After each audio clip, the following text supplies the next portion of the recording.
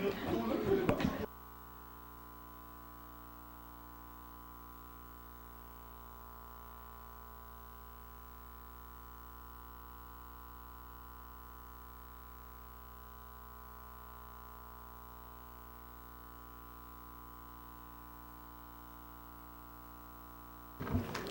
good morning, everyone. Sorry for the delay of the hearing. There's a series of interviews and all the questions leading towards train 2. Basta removal of tax incentives, ninenervyos ako. Kasi baka pati tayo madamay ulit.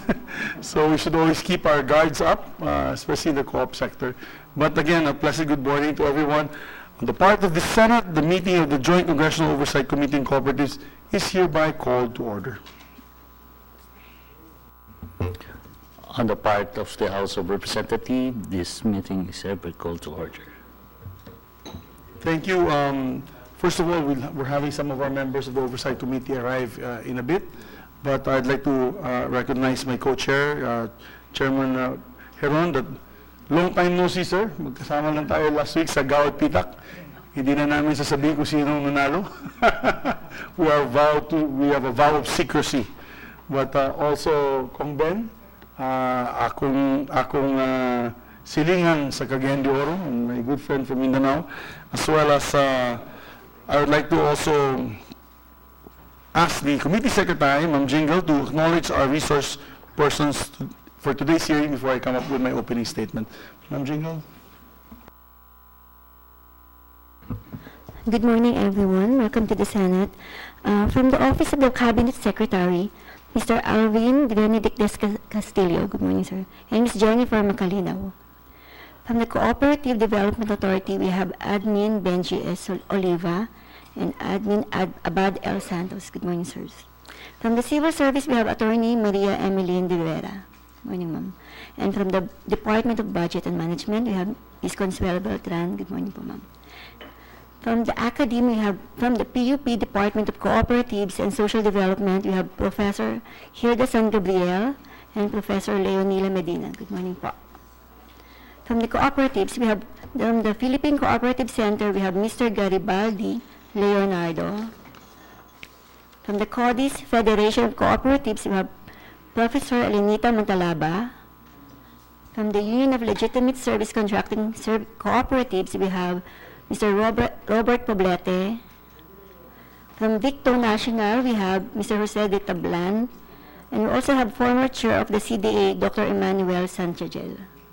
Thank you po. Thank you very much, ma'am. Mr. Chairman. Yes, Sir Ben. Can we also acknowledge with us here the CEO of MASPIC, the largest federation of cooperatives in Mindanao? And also the chairperson of PFCCO in Manila. Can we have him join us? Also the chairperson of the NCDC, Mr. Sammy Bilyonis. May we ask you all to join us in the main table? Hindi naman po ito investigation. Hindi namin kayo investigate. Huwag kayong mag-alala. Developmental hearing to today for the good of the co-op sector. So please join us. Also para Congressman, from Barangay Cooperative sa ating ko. Kong, sama na po kayo, Kong.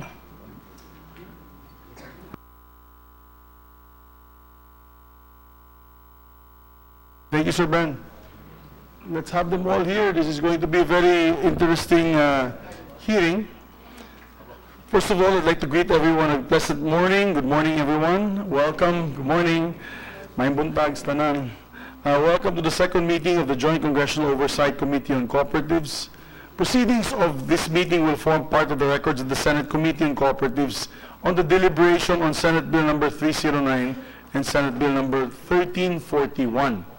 In today's meeting, our main agenda is about the strengthening of the CDA, Cooperative Development Authority, and the primary agency tasked to implement the Philippine Cooperative Code, the Republic Act 9520.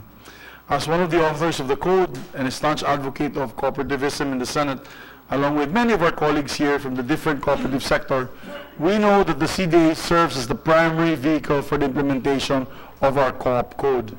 As I've said in the explanatory note of the Senate bill, it is therefore imperative that after more than 25 years, the CDA Charter must also undergo necessary process of change to make it more relevant in government's thrust for cooperativism and a partner of its people in development.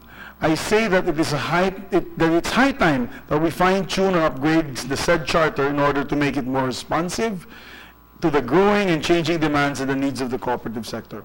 Both the cooperative committees of the Senate and the House have been busy hearing legislative measures meant to address this concern. As a matter of fact, there was a big debate early on whether it was going to be a department or strengthening of the CDA. The only reason why that we are now re-engineering our advocacies into the strengthening of the CDA is because of the DBM's move for, ito yata yung DBM, no? Right sizing, and they're frowning upon additional creations of departments. So we'd like to find out once and for all, because not only myself has filed this bill, also Senator Bam Aquino will be joining us in a bit. But we'd like to bring up to the sector once and for all, what specific changes would you like to see and materialize? Not only for the sector, but also from the CDA, so that today, both of your chairs from the House and the Senate can finalize our respective reports and submit them to plenary. Hopefully today, madidesisyon na natin yung napakahalagang tanong kung paano natin matutulungan ang CDA. Do we strengthen them through regulatory powers, or because there are two schools of thought here. There's a group that believes that they should be given more regulatory powers, and there's a part of the sector that believes that they should just be a helping hand and assist rather than giving more developmental, rather than having more quasi-judicial powers. So we have to discuss this today.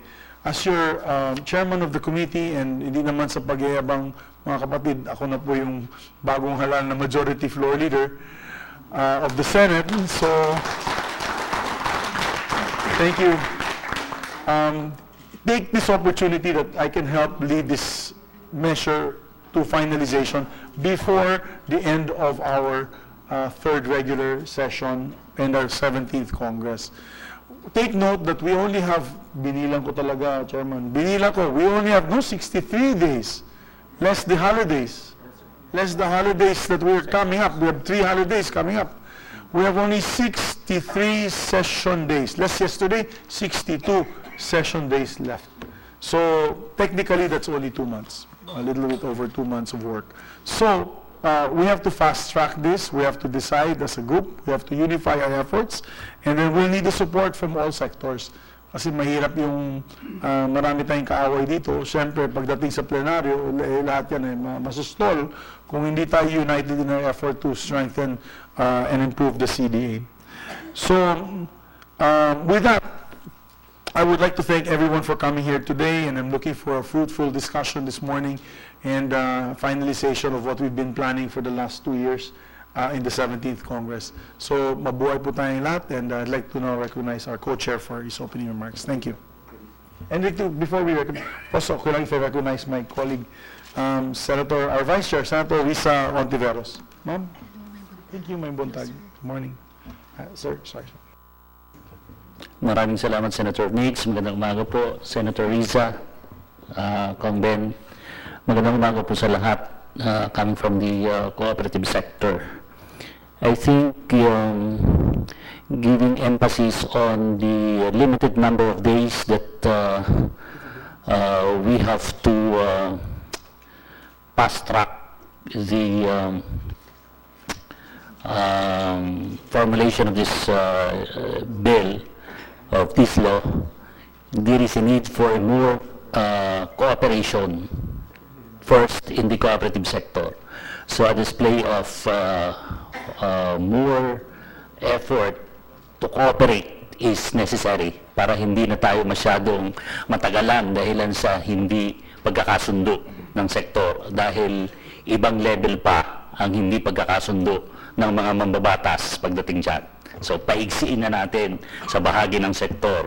But in relation to our agenda for today, in the House of Representatives, there are 3 House bills for the reorganization and strengthening of the CDA. The House Bill number 565, authored by Representative Antonio Bravo and Kong Ben Kanama, reorganizing the Cooperative Development Authority. The other one is the House Bill number 1275, authored by Representative Rosano Biason, reorganizing Cooperative Development Authority. And the other bill is authored by Representative Maximo Rodriguez, House Bill number 2571, with the same title. The 2 measures filed with the Committee on Government Reorganization on creation of Department of Cooperative to wit, House Bill 4174, introduced by Representative Maria Valentina Plaza, and House Bill 5385, introduced by Representative Estrelita Swansing, and another filed by Representative Dennis Laugan, House Bill 5786, on the creation of Cooperative Development Commission. The committee conducted an initial consideration of the measures jointly with the Committee on Government Organizations and 1 technical working group. In a meeting held on February 21, 2018, CDA Chair Orlando Rabanera categorically stated that CDA is for strengthening of the CDA, and he proposed that the budget given to the other line agencies relative to cooperatives should be rechanneled to CDA. With the affirmation that will be given by the CDA and the sector, the House Committee can proceed with the technical working group to consolidate the 3 bills on the strengthening and organization of Cooperative Development Authority. Kung hindi po natin ito hahabulin ang mga panahong natitira, ay maaari pong magtagal as in the past, ay ang pag-amyenda natin sa Cooperative Code ay tumagal ng halos 3 congresses bago natapos. Kaya samantalahin natin ang pagkakataon while the good Senator, our co-chair here, is still the majority floor leader, ay maggawa natin ito ng mabilis para itulak ang kapakanan ng kooperativismo. Maraming po salamat. Magandang umaga sa lahat. Thank you. Thank you to my colleagues. Like to also give statements, opening statements. Sir Ben? Okay, thank you. So let's proceed. On the table, we have, of course, our resource persons. We'd like to hear probably first from the authority, if it's all right, sir. Kasi sila ang tutulungan natin para lalong gumanda ang kanilang mandate sa kanilang kababayan, sa ating mga kababayan na kooperatiba. So, we'd like who among the administrators, would we know first what the status is of your chair? The chairperson, Orlando Rabanera, is on official leave for starting June 1 up to September 4. So, who amongst the 2 administrators would like to give the opening statements?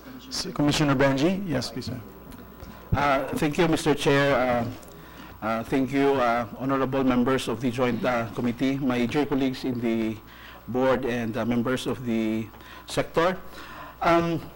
It's been 28 years already since the approval on March 10, 1990 of the Cooperative Development Authority. And over the years, as the CDA goes with the implementations of the law, there are certain concerns that we confront, no? And for example, the demand in terms of regulation and development has been one of the greatest factors that confront us, no? For example, the CDA right now, in terms of organizational structure, we don't have actually a provincial field offices. No? It's just an initiative of the board to really come up with an office in the province, but it's not a complete office, no, with a complete staffing pattern. There are an average of 4 to 5 employees detailed in the provincial offices, handling more or less on the average 400 to 500 cooperatives. So the amount of tasks given to them is so enormous enough that our field personnel cannot really comprehend very well with the job. No? So that's why there were proposals made before that it would be a department, because the issue there is for the organizational structure of CDA, the reach of the CDA to the local level.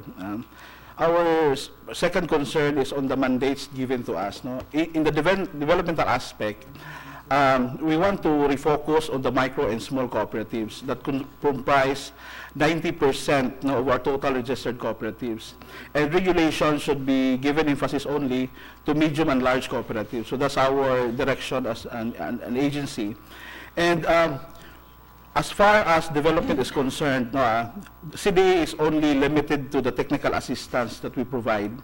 And we know for a fact that cooperatives, especially the micro ones, they usually go to CDA for intervention. Since we are not a government financial institution under an issuance of executive order before, that we cannot provide financial assistance or what we call this capital, no, to our micro cooperatives. So we rely basically to our conduits and partners. So we have Land Bank, DBP, other co-ops, and departments that provides livelihood assistance. So there is also a dilemma within the process, because Dole, they don't cater only with cooperatives, but they cater also with the rest of the organizations in the communities. No? So Land Bank, for example, though they have this kind of program for cooperatives, but eventually many cooperatives also, because of the tremendous requirements given by government banks, they cannot also avail, especially the start-up cooperatives. No? So, and in the product development, it lies with the Department of Science and Technology and DTI. So we really have a limitation also, because these agencies go straight directly to MSMEs, including cooperatives. So as far as providing that kind of assistance to our cooperatives, so wala ko doon si CDA. No? So we are more on the organization itself, the institution. So our concern is how can we grow the micro cooperatives into small, into medium at large, if we don't have that kind of mandate given to us. So what can we can just monitor and regulate micro and small co-ops without developments, because walang produkto na pwede nating maging basihan para ho sila umunlad as an organization. So yun yung isang concern. In our proposal that we submitted to your office, Mr. Chair, we have our own version of the CDA Charter. Naka-enumerate ho yun yung mga gusto naming maging responsibility mandate namin as far as the developmental aspect. No?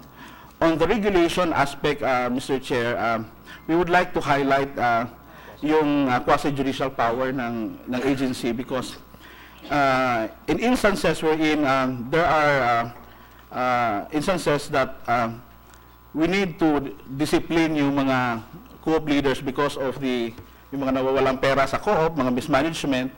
So, ang role lang kasi ni CDA is just to mediate, and after all, appealable naman yan lahat sa Office of the President. Ang haba ko ng magiging proseso. Like in the case of PFCOO, no? It's been 3 years already na nasa Office of the President yung appeal. No? Until right now, wala pa akong resolution. So, nadadrag over the years. So, ito yung mga gusto namin sanang ma-emphasize doon sa mandate namin. And like for example, ang nangyayari ho sa CDA, pag may mga earring cooperatives, mga fraudulent cooperatives, toothless ho si CDA. No? Like in the case sa mga Nutriwet, for example, sa ACES, ganyan. So, there are instances na pupunta pa kami sa NBI, pupunta kami sa DOJ, so kailangan namin ng interagency partners to really work for that. So baka kung magawa ng paraan yun na right there and then kami na ho sa CDA can investigate no, doon sa mga situations. So yun po. Actually, yung sa regulation namin, and we can also file mga charges no, doon sa mga once proven after due notice and hearing, na mabigyan ng mga penalties. Kasi sometimes, sa ngayon kasi, there are tendencies na yung private sector, ginagamit yung co-op, no, as a tax shield doon sa mga businesses. And ito ko yung nangyayari karamihan sa ating mga labor service cooperatives, no, na sinasamantala ko yung batas for their own benefit, no. So, and then aside from that, Actually, that is one of the reasons why inaabol tayo ng DOF. tama po. Inaabol tayo ng DOF because the Secretary has told me repeatedly that your co-op code makes is being utilized by unscrupulous individuals as tax shields. Ang may-ari pala, mga malalaking kumpanya, malalaking individuals utilizing the co-op. So, that is one thing that we will also likely discuss later, on how we can avoid that. And to continue, Mr. Chair, in the past several years, mga 2 years, no, DBP and Land Bank were given around 30 billion no, as additional budget of the government financial institution despite meron silang mga earnings naman itong mga ano na ito.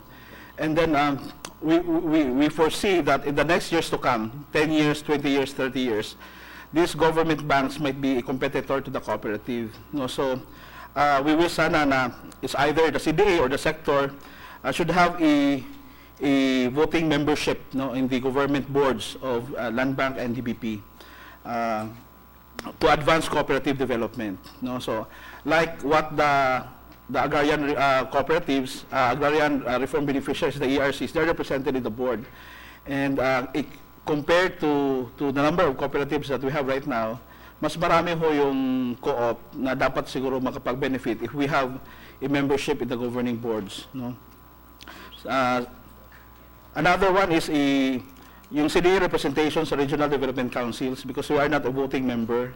No, every time na may mga decisions yung RDCs, nandun lang sa level ng mga subcommittee yung si CDA at saka yung sector, but pagdating ho doon sa decision making, wala ho si CDA. Aside from that, Mr. Chair, we know that with 52 typhoons on the average coming to the Philippines, the vulnerability of our cooperatives as far as disaster is very wide, even man-made and natural disasters. In the case of Yolanda, ang dami hong co-ops doon na talagang nawala talaga because of the calamity. Even in the case sa Marawi ho, yung man-made na disaster na yan, marami ding nawawalang mga documents. So gusto naming magkaroon sana maging si CDA maging backup repository ng mga cooperative documents. At least when we have our intervention to start all over again, meron ho tayong mga documents. Kasi karamihan ho nawawala, and then kawawa ko yung mga members ng co-op. No? Dito naman sa adjudication, yun yung nabanggit ko kanina, yung sa quasi-judicial power to adjudicate intra and inter-cooperative disputes. No? And then another is we can issue subpoena and summon witnesses no, to appear in the proceedings of the authority and in appropriate cases, order the examination of the documents, papers, files, and records of any cooperative or person under investigation as may be necessary for the proper disposition of cases before. Then we can also implement and enforce each decision with the assistance of deputized law enforcement agencies or local government unit concerned as may be necessary. Because there are instances, Mr. Chair, wherein we found that this cooperative is fraudulent, but in terms of enforcement, wala ko kami noon. No, kaya we need to have this kind of authority so that we can really execute. No? Like in the case of NutriWealth, no, meron kaming cease and desist order, 8 ho yan, but we continue to operate. No? Hindi ho mapatigil ho ni CDA kasi we have to coordinate with the local government kasi sila yung nag-issue ng mga business permits. So the process would take a long way, no, pag ganun, kasi na you have to go through with the local government, no. Benji, when there's a violation of the charter, the violation of cooperative principles, for example, doesn't the CDA have the authority to cancel the registration, the corp registration? Hindi, or is there a process? Ano yung proseso na yun? Is it a long process? We have a process based on our existing mandate, yung cancellation ng cooperatives upon due notice and hearing. Magkakaroon siya ng hearing muna, patawag yung both sides kung may complainant, and then magre-recommend ho yung hearing committee doon sa board, and yung decision naman ng hearing committee ay appealable din naman yan sa board once the board has decided. So, Kasi, for example, yung nangyari doon sa Los Baños, yung nagpipila yung mga tao doon kasi bibigyan daw sila ng Marcos Wealth. And then, remember that? Thousands of people were lined up in UPLB, and then I-scam sila. I believe nag-take action na kayo dyan, di ba? But you canceled na that? na-cancel na po. So, it's possible na Yeah, it's possible. we can do that. We can cancel the co-op, but we cannot hold yung liability ng mga tao. Yun yung gusto sana namin, na para magkaroon din ng justice yung mga members ng co-op, na dapat magkaroon din ng disciplinary action on the part sa yung mga gumagawa ng mga fraudulent acts. Yan. And then mag-impose din ng mga fines and penalties. So aside from that, Mr. Chair, gusto namin mag-create sana ng parang entrepreneurial fund, no, para sa mga micro and small cooperatives. Kasi wala ho talagang parang, maliban siguro sa mga federations na nabibigay ng mga training sa kanilang entrepreneurship. But kung titingnan din kasi natin yung federations all over the country, hindi naman lahat kasi ng mga primaries ay under ng mga federations. No, so meron talagang ibang mga primaries, lalo na yung mga micro and small, na wala silang mga affiliates. So sa tingin ho namin na dapat na matulungan sila in terms of running the business, yung mga trainings na that would help the entrepreneurial business, no. Kasi kung technical assistance lang kami, pinapa-strengthen lang namin yung management at saka yung governance. But the business side of the cooperative, yun ho yung napag-iwanan. So dapat we have to focus also on the business of the cooperative, building the skills, no, of the cooperative to do the business, no.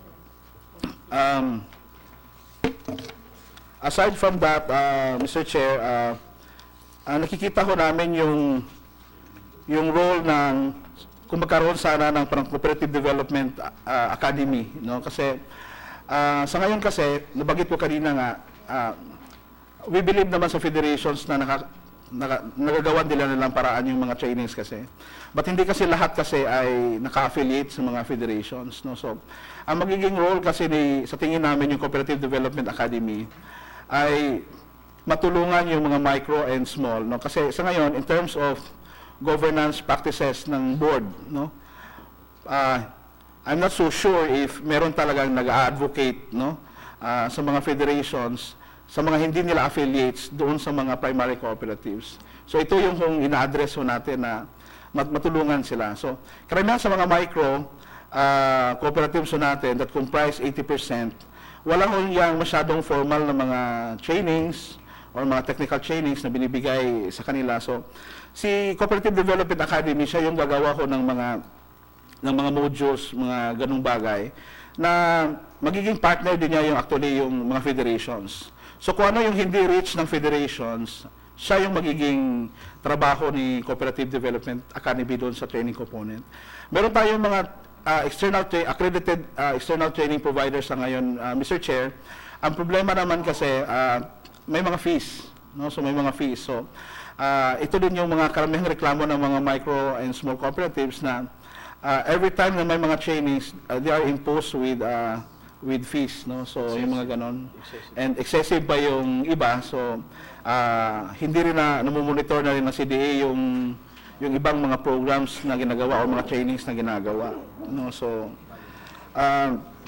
dito din sa proposal namin, nakikita namin na pwedeng gamitin yung CETF na meron tayo ngayon.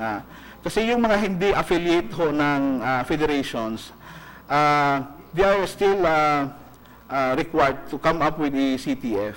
No? So, titingnan namin na if possible, the 25% of the 100% of the CTF, yun yung gagamitin doon sa mga primary cooperatives. No? So, hindi naman necessarily na kukunin lahat, kasi 50% of that goes to federations. Pero paano yung mga walang federations? No? Saan nila dadalhin yung CTF? So, yun yung nakikita ko namin na baka ho po pwede, yun yung i-utilize para gamitin sa trainings nila.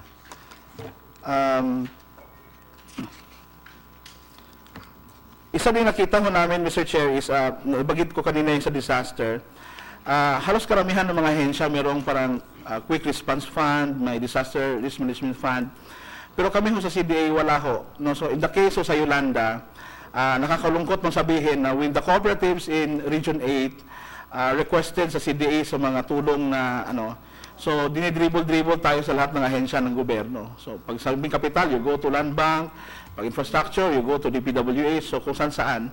Bottom line ho, wala ho talagang assistance na nabigay sa mga co-ops except doon sa mga agricultural na mga cooperatives na may in-extend yung DA in terms of yung mga pananim na palay, mga binhi, mga ganon. But in terms on the organization, on the co-op itself, wala. Pero itong dito sa Marawi ho, Mr. Chair ng Rehabilitation, so naging kasama ho si CDA sa Task Force Bangon Marawi under Administrative Order number 3. Nagkaroon ho tayo ng programa doon sa pagbangon ho ng mga co-op. So ito ho nakita namin na experience na napakaganda pala kung meron sana tayong parang ganong mechanism na in times of disasters, pag may mga co-op na natatamaan, meron ho may extend na assistance si Cooperative Development Authority.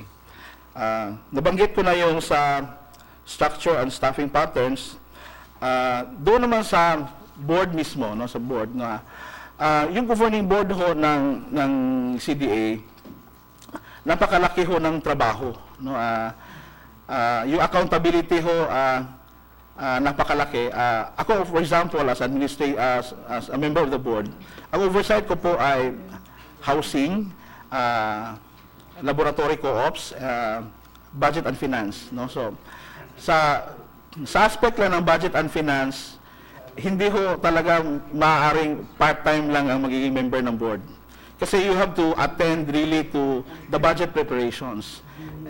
So napaka-busy talaga yung trabaho na yan. You have to see to it na yung lahat ng mga regional offices ay nakapag-submit ng tamang mga budget.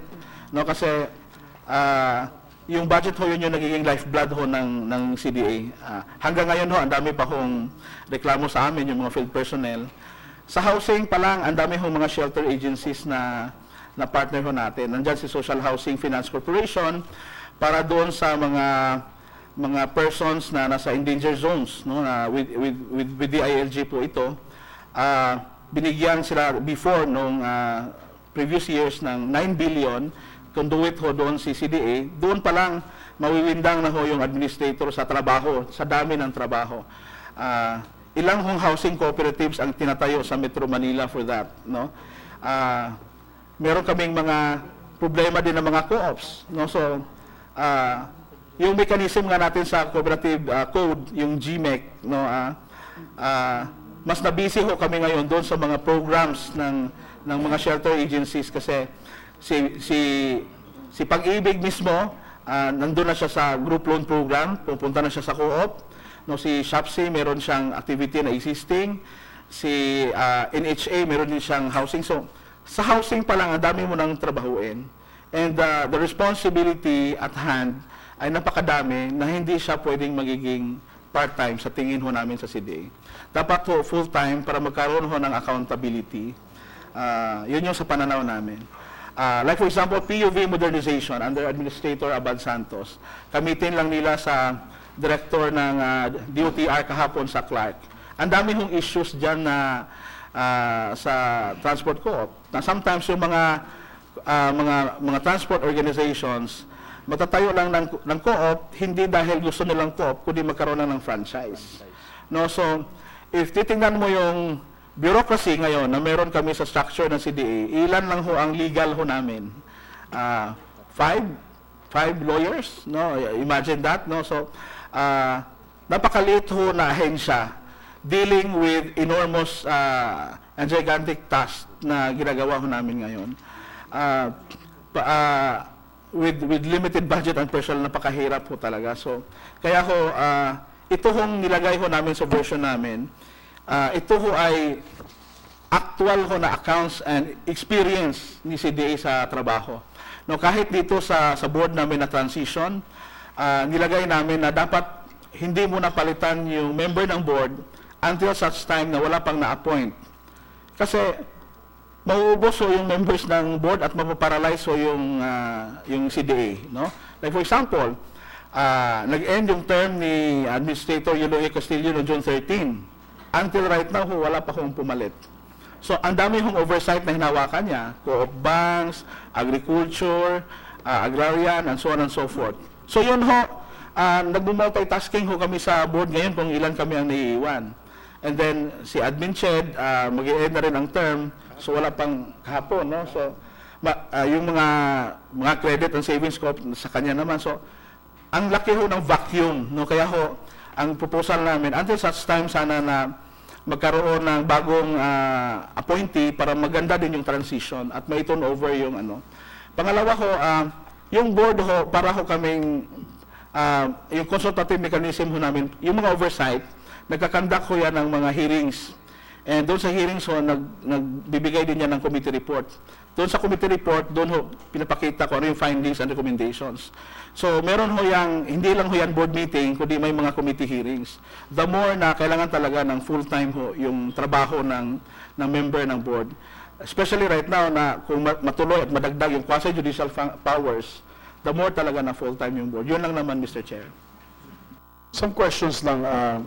Yung on the structure of the board, kasi matagal na natin pinag-usapan to since 2007 pa nung pagpasok ko.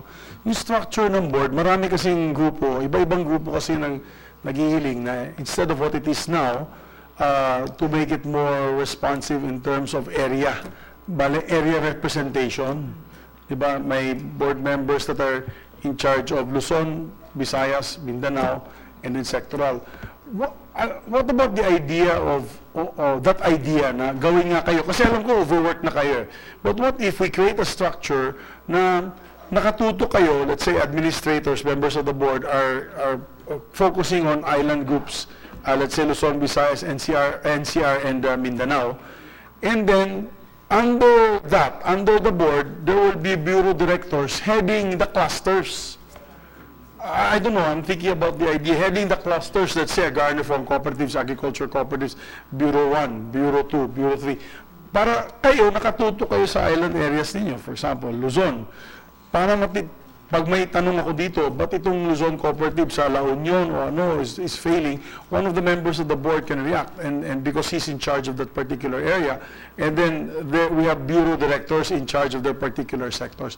These are things that I'm just thinking about now while you're discussing it. Kasi clearly, one of the, I will not say failures, one of the shortcomings of the CDA in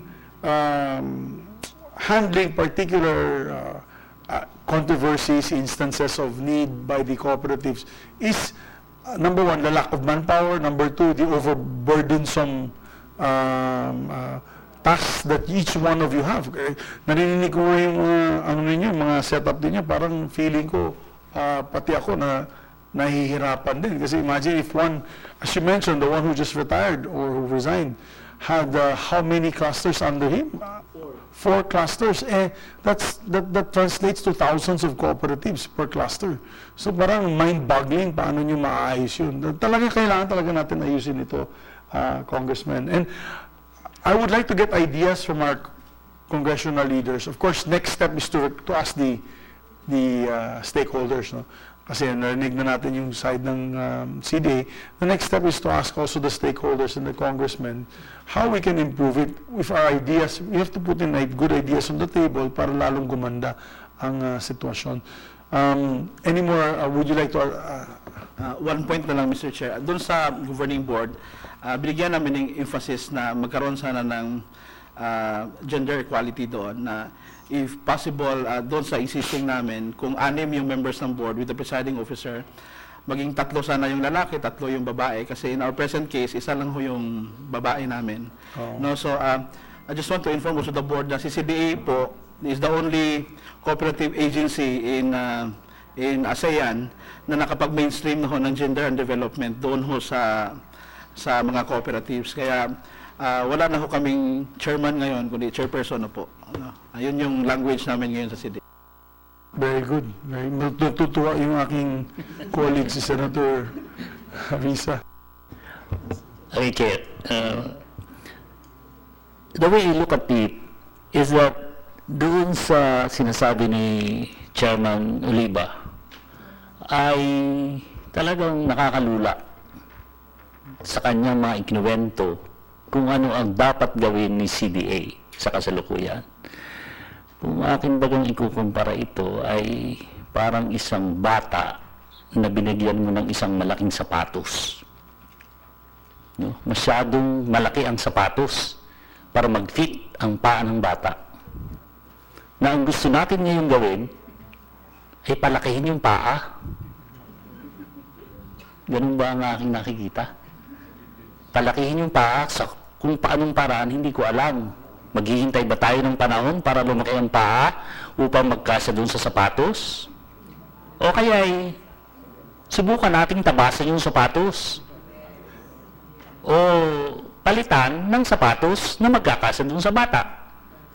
No? Kung ating titingnan ang sitwasyon, ay kinakailangan nating pumili para tayo ay makapag-decide. Dahil doon sa iyong mga sinabi, ay parang sobrang dami. Sobrang dami. Yung mga giyera sa Barawi, bagyo ng Yolanda, lahat yan parang trabaho ba ng CDA na talagang sagutin kung ano ang pangangailangan ng mga co-op sa mga areang yan? Sa aking tingin, may mga pagkakataong hindi naman. No?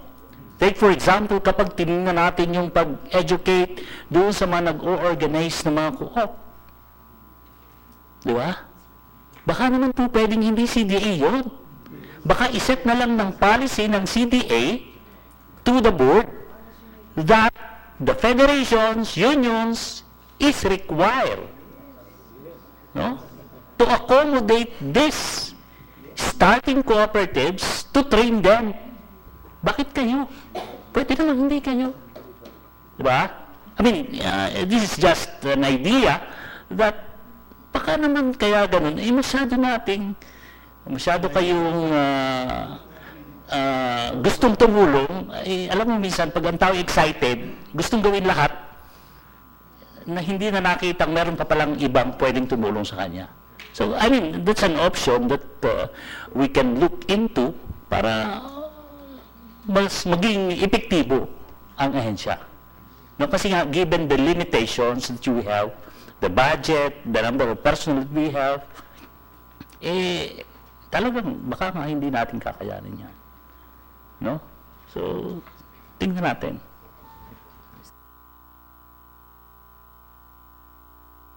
Thank you, Mr. Chair. Kaya po na-appreciate ko yung gabay na binibigay pareho ng co-chairs natin. Kasi simula pa dun sa presentation ng CDA, kina Admin Benji, at sa dalawang co-chairs natin, in fact, mayroong at least dalawang approach na pwede natin gamitin. Palakihin nga yung paa at yung sapatos niya o hindi. Kaya tamang-tamang segue yung sinignify ni Chair Migs kanina na marinig yung mga iba't ibang stakeholders na constituents ng CDA o bumubuo sa sektor mula sa iba't ibang sektor din, kasama na po yung labor, yung mga agrarian reform beneficiaries at iba pa. And I just want to red flag it, Chair, na isang concern ko rin na binanggit pareho ni Chair Heron at ni Admin Benji, yung sa mga kababayan nating Maranao sa Marawi. And I know CDA has a person in charge of that dahil bahagi nga sila sa Bangon Marawi Task Force. Thank you, Chair. Thank you very much. No, magandang punto din ni Congressman Heron, my co-chair. Baka sobrang dami naman namin pinapagawa sa inyo, kaya hirap na hirap kayo. So, that's why there's two schools of thought. Kong, Good to join us. Boss. Recognize me. We'd like to recognize the presence of Kong Salon of Party List Agri. Ngayong umaga. Thank you, Co-Chair. Welcome, sir. So, yun nga, there's two schools of thought here, two schools of ideas. So, let's now listen to these ideas from the co-op sector. Then after which we'll also ask also the government agencies, lalo na ng DBM. Alam mo naman, pag tinatams down yung DBM yung proposal, talagang hirap na hirap kami dun sa floor. Marami sila mga assistant dun. Joke lang, ma'am, baka sumbong niyo kay Sir Ben. Anyway, we'd like to recognize Professor Mantalaba. Ma'am, it's nice to have you always in our hearing. Please open your mic, and then we'll also recognize the other the cooperative leaders afterwards. Good morning, members of the Joint Congressional, honorable members of the JCOCC. This is actually our position paper from the cooperative sector. Republic Act 6939, known as the CDA Charter, was signed into law on March 10, 1990. That is 28 years ago, when cooperatives were mostly agricultural. The reason cooperatives were under the supervision of Bureau of Agriculture Cooperative Development BACOD and the Department of Agriculture. Besides agri-based cooperatives, there are also non-agri, community-based and institution-based co-ops within companies, schools, or any institution that were supervised by BACOD. Transport co-ops were under Office of Transport Cooperatives, electric cooperatives under NEA, sugar co-ops under SRA.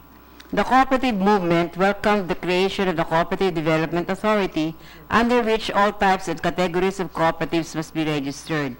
The authority was initially governed by the first set of Board of Administrators, all of whom were nominated by the cooperative sector, notably the first chairperson, Professor Edna Aberilla from Mindanao.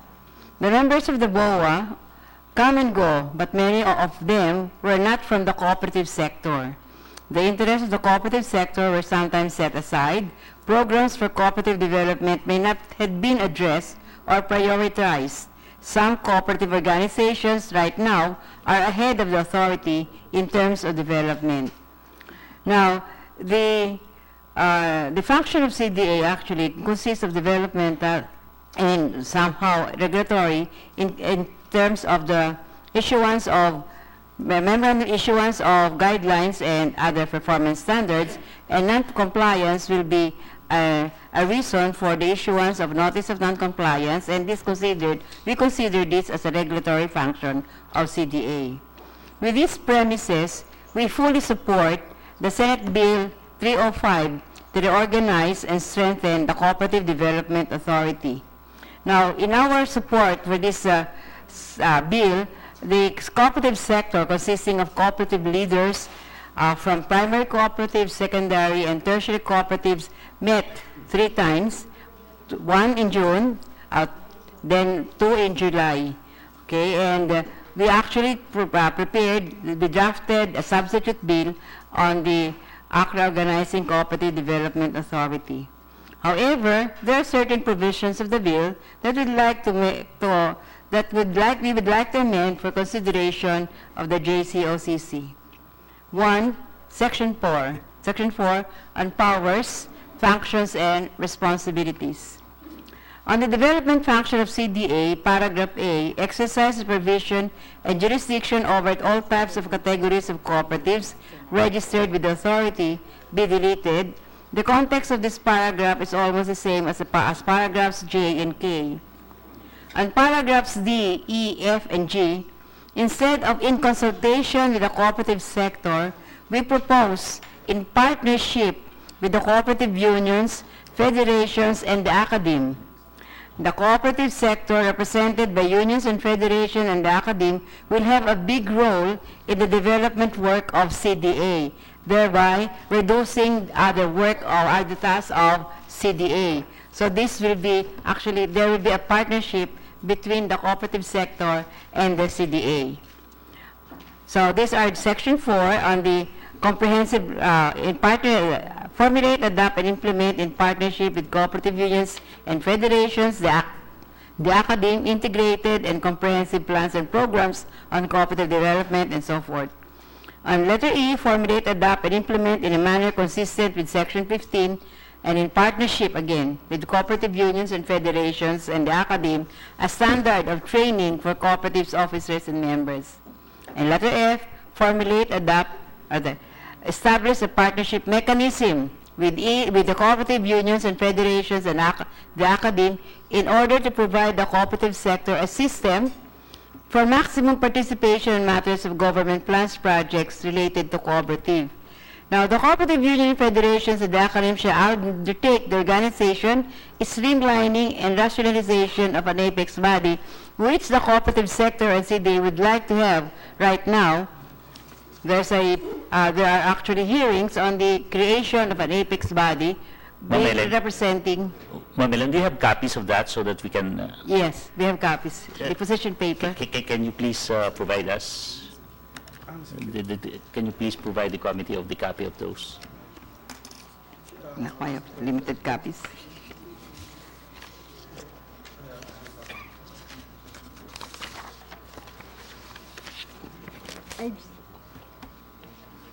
Yung position paper.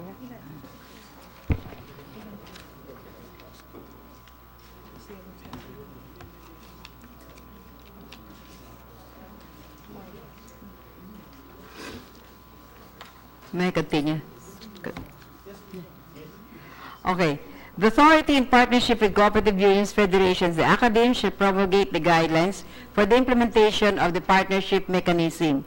So with this, the cooperative sector and CDA will really be partners and will be co-workers in the development function of the CDA, therefore improving the status of all our cooperatives, whether micro, small, medium, or large cooperatives.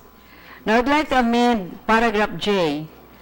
Now, on the conduct of regular inspections or examination of co-op, the authority shall delegate this power to accredited federations and unions.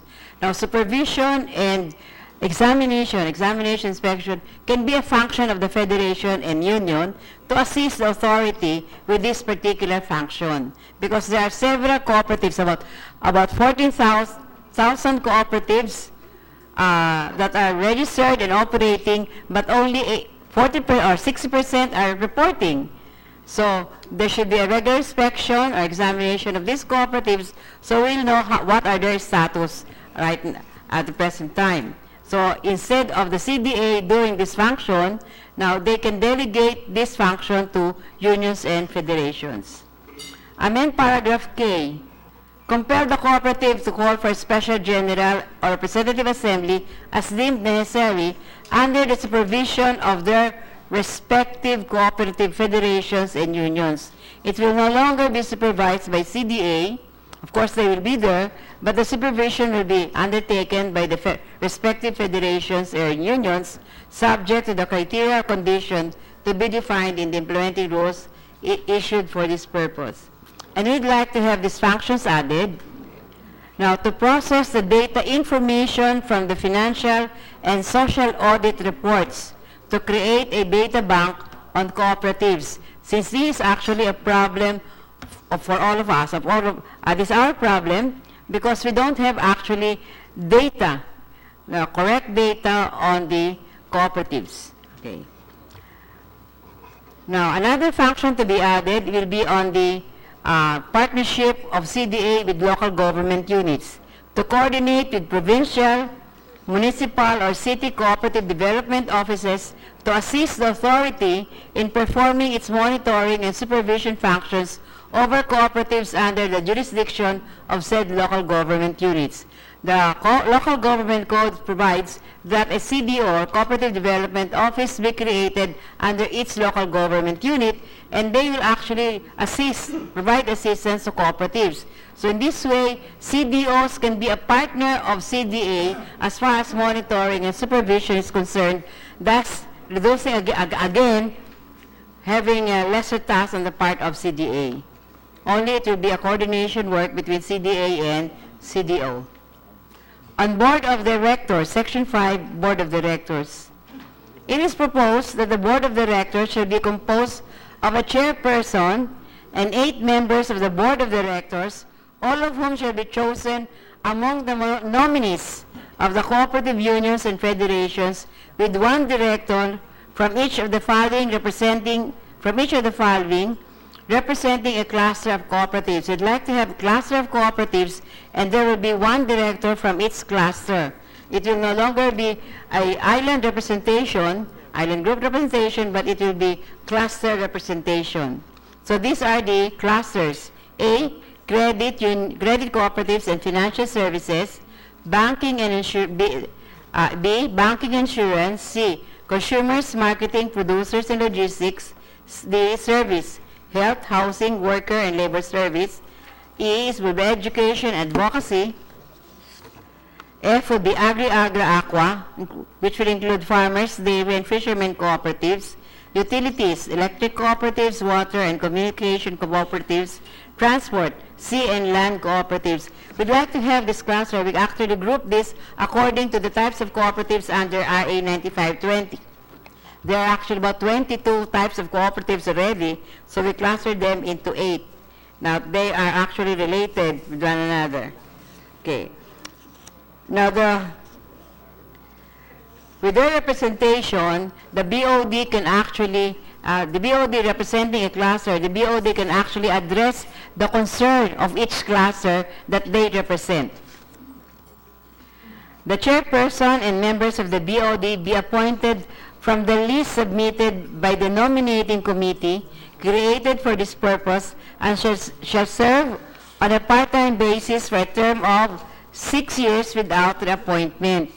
So we are proposing that the board will serve on a part-time basis, and a nominating committee will be created each time that a vacancy will occur at CDA, the board. So this will be actually, there will be, of course, be assumed that there will be an IRR for this nominating committee, just like different government agencies where they actually have search committee for every position, for a position that will be appointed by the president. The chairperson shall come from any of the clusters stated herein and shall be entitled to an area and actual travel expenses. Section 6, powers and functions of the board. It is proposed that paragraph A, it shall be stated as formulate policies, rules, and regulations, again, in partnership with the cooperative unions and federation and in consultation with the academe. On Section 7, qualifications of the chairperson and members of the board. As it is proposed herein that the chair and members of the board shall represent a cluster, the qualifications and the residences from the region that they represent be deleted. It is proposed that the qualifications be as follows: a natural-born citizen, a holder of bachelor's degree within 10 years of experience, as an officer of a cooperative in the cluster that he represents. We deleted actually government agencies, NGOs, and other organizations with co-op development programs. Then the chair and the members of the board must bona fide residents of the Philippines 10 years prior to appointment. In our proposal, there will be no more island group representation, and each member of the board will represent the entire Philippines because they are representing actually a cluster of cooperatives. Section 10, Office of the Administrator. The chair and members of the board will serve only on a part-time basis, thus a need for a chief executive officer to serve on a full-time basis who is not a member of the board, in accordance with the principles of good governance, separation of policy-making function from that of the implementation. It is proposed that the President of the Philippines should appoint the administrator of the authority and shall have a rank and privileges of an undersecretary. Now, 4 deputy administrators with the rank of assistant secretary shall assist the administrator, support services, institutional development, legal affairs and registration and supervision, examination, and field operations. We're actually upgrading actually the positions of the staff of CDA, including the career employees within CDA. Okay. Now, on Section 15, Cooperative Officers Training Standards, it is proposed that the section be amended as follows.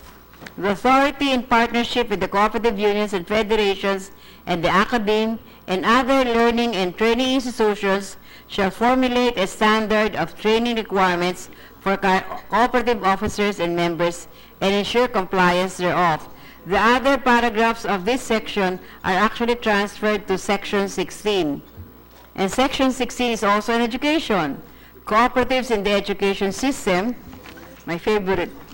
It is proposed that this section be amended as follows. The history, philosophy, concepts, values, principles, and practices of cooperatives and their role in nation building shall be part of the curriculum, both in formal and non-formal education. Notwithstanding laws, memorandum orders, and directives, cooperativism as a tool for self-empowerment and nation building shall be included in the curricula of senior students in all secondary education institutions and in the syllabus of any social and civic studies subject in the elementary level and in the curricula of all technical vocational courses of TESDA. Cooperative development and administration may be offered as a field of study in the baccalaureate, post-baccalaureate, and master's programs in SUCs, provided that such SUCs may also offer the courses on a non-traditional approach under the equivalency program of such SUCs, accrediting the equivalent training that an officer has undertaken to the relevant subject offering in the curriculum, provided further that in cases where SUCs do not offer a separate academic program in cooperatives, development and administration, the SUCs should include a 3-unit subject in the curricula of accountancy, agribusiness, agriculture, agriculture economics, business, community development, economics, education, environmental sciences, social sciences, political economy, and other curricula that can be instrumental in the development of cooperatives. This actually, the 3-unit subject actually was mandated before, but was already deleted in the curriculum of these courses. Upon request of a cooperative, state colleges and universities, SUCs shall provide technical assistance and guidance to cooperatives in the communities where they are located. The SUCs may tap the support and participation of cooperative unions and federations in the implementation of this provision. Perhaps we can also include that students or corporate SUCs offering cooperative courses may require the scholar ng bayan para magserbisyo sa bayan through co-ops. Di ba? Libre naman kasi ngayon ang college education. So we can have a group, a class of students taking up cooperatives, and they will be not necessarily required, but they will be encouraged to work for the cooperatives. It will be actually paying forward on the part of our students who are really free as far as college education is concerned. Mr. Chair and Mr. Co-Chair, this is the position paper of the cooperative sector, which actually met 3 times, and we are joined actually by the cooperative sector represented here. We have, of course, we cannot mention the names. We have MASPEC, Delicto, then of course we have CCO, PCC, CODIS, and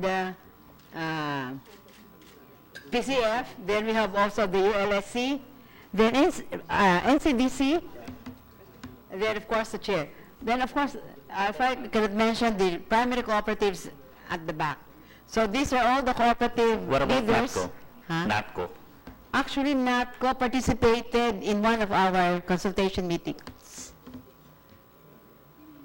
And of course, marami ho doon ay mga primary cooperative leaders and local leaders and leaders of local unions and federation representing cities and municipalities and also provinces. Mr. Chair, respectfully submitted to the JCOCC. Thank you very much. Thank you very much, Prof. We'd like to recognize also our dear colleague, Senator Barmaquino, who's one of the principal authors also of the amendments to the CDA. He has a bill with us, Senate Bill number 1341. Would you like to comment on the proposals of the good professor, any of the congressmen? What I really would like to hear is the opinion of other COP leaders. Yes, the chairperson of the Philippine Cooperative Center, Chairperson Leonardo, sir. Distinguished members, distinguished chairs and members of the JCOCC. I would just want to add to what Professor Ellen just shared with us. And by way of responding to some of the points raised by Acting Chair Benji. First of all, when he said that it's the CDA mandate to refocus on small and micro cooperatives, this is precisely the thrust of the sector. Specifically, it constitutes a major part of our integration effort. An example of which is we are in strong pursuit of an agri-centered value chain initiative, which will bring together the small agri-based cooperatives in the rural areas with the small and even medium and large cooperatives that are based in the urban areas, which are into entrepreneurial undertakings. This is strong partnership. We feel that if we'd have at least a strong, if CDA will at least have a strong partnership with the sector, short of saying that we are actually initially after limiting the function of CDA to purely regulatory. But we're open to achieving a consensus in terms of reformatting it to merely affording a strong partnership of the CDA with the sector. Because with that, we feel that CDA can focus more on the regulatory functions. It goes with the thinking that on the part of CDA, I hope CDA won't mind, would they rather achieve perfection in one function that they can be very competent in, or would they rather go for several functions, none of which they can even be competent in? So that's why if we can build a strong partnership between the sector and CDA, this will give CDA the opportunity to focus more on what they are mandated, what they're really mandated to perform, specifically regulatory, and maybe a part of the developmental function as well. So it boils down to focus. We would want CDA to put more focus on what they are mandated to do in the first place. We also feel that sectoral representation in the board, plus a strong partnership between CDA and the sector, specifically with the federations and the unions, will encourage and actually bring about affiliation of all the different primaries with the federations and unions.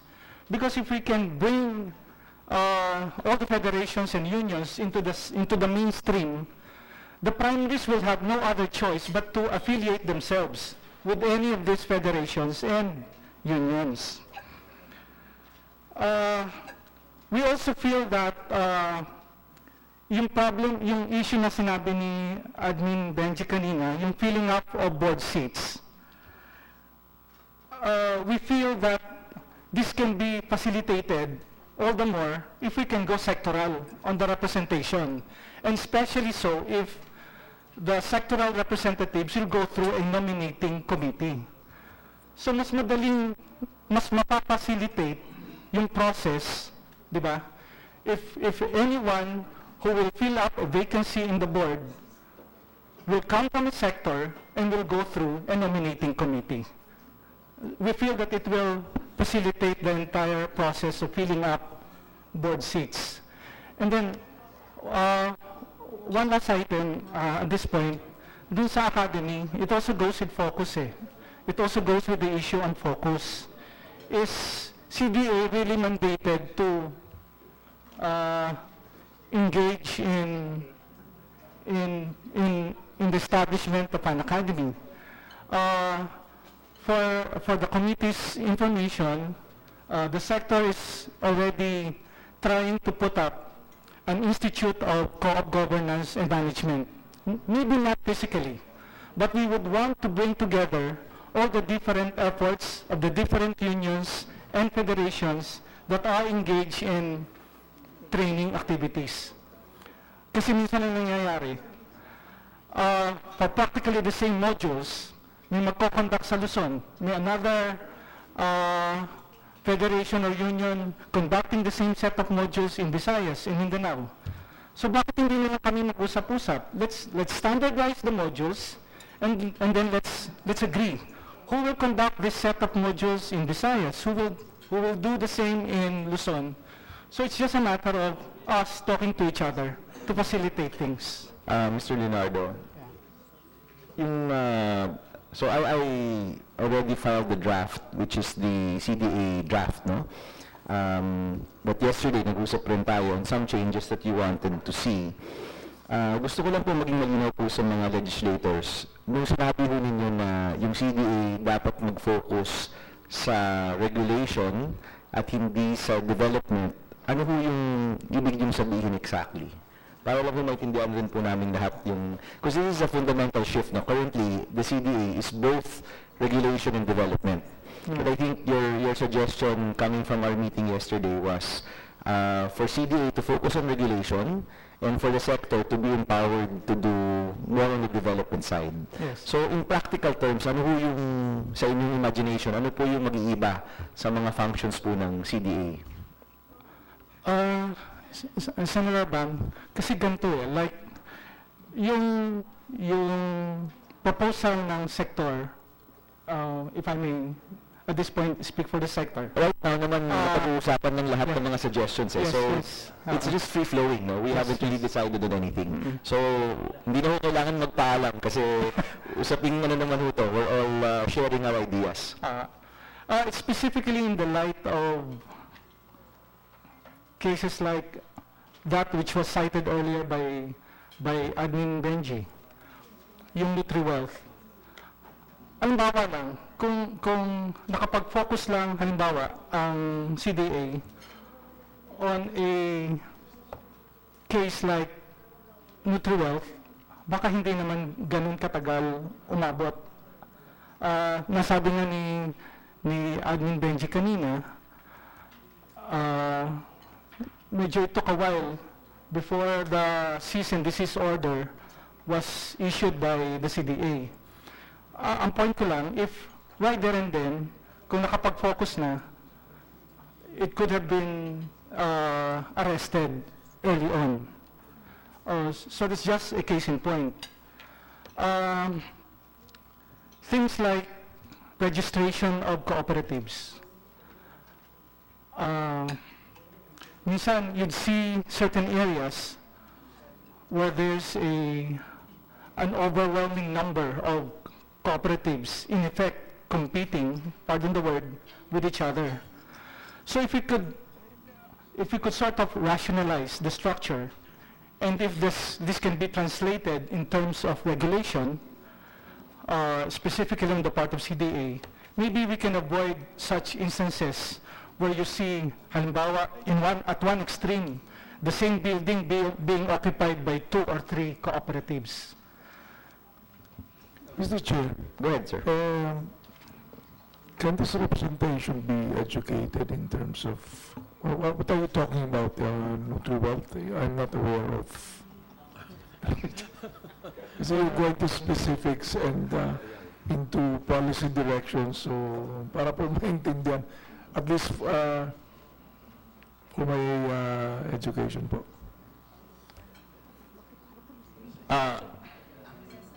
Admin Oliva, can you just give a brief Nutriwealth Multipurpose Cooperative is a duly registered cooperative of CDA. It is within the National Capital Region.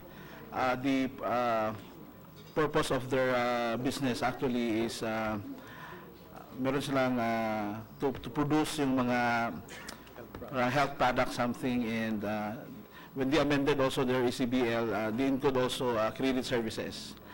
And what happened with this cooperative, they deviate from the purpose of the co-op. So they venture into mall, gasoline station, investment with OFWs, and so on and so forth. So that's why CDA conducted an examination for the cooperative, and we found out that they violated many provisions of the code, and that's why we issued 8 cease and desist orders. Despite the issuance of these 8 cease and desist orders, the cooperative continued to operate.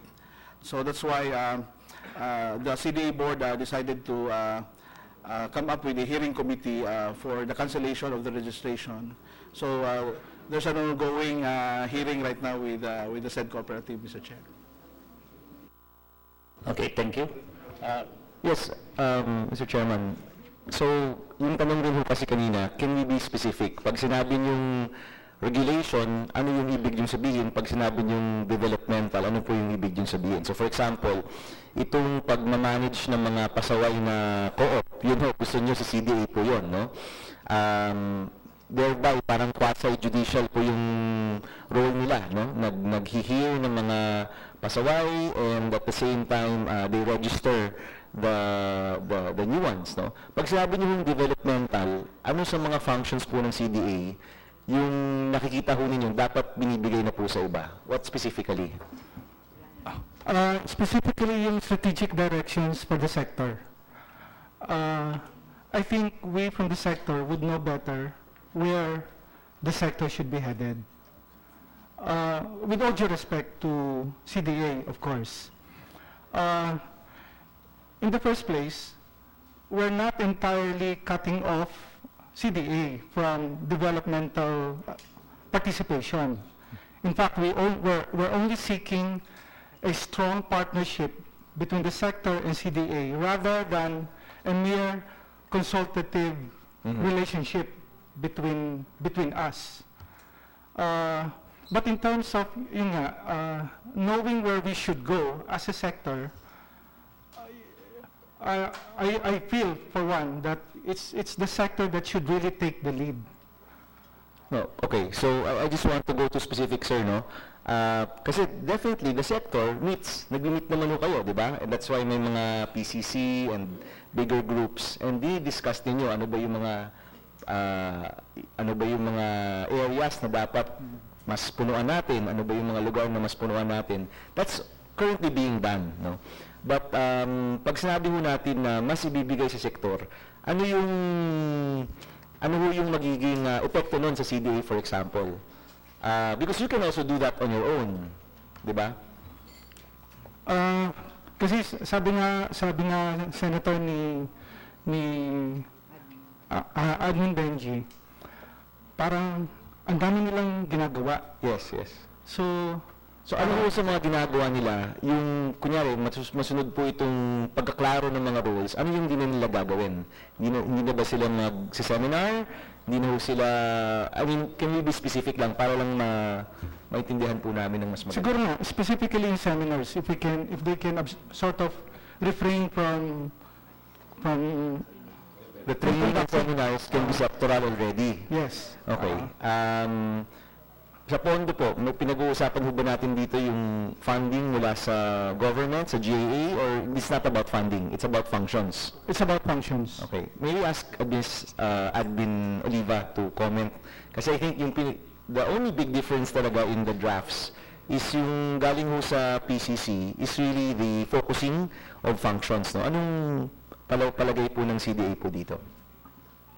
Under our existing charter, it is allowed to accredit service training providers, and that includes the cooperatives, federations, even local government, unions, and so on and so forth. The issue on trainings kasi is that marami ho sa mga micro and small cooperatives, hindi ho, wala kong pambayad doon sa trainings. Yun yung issue dyan.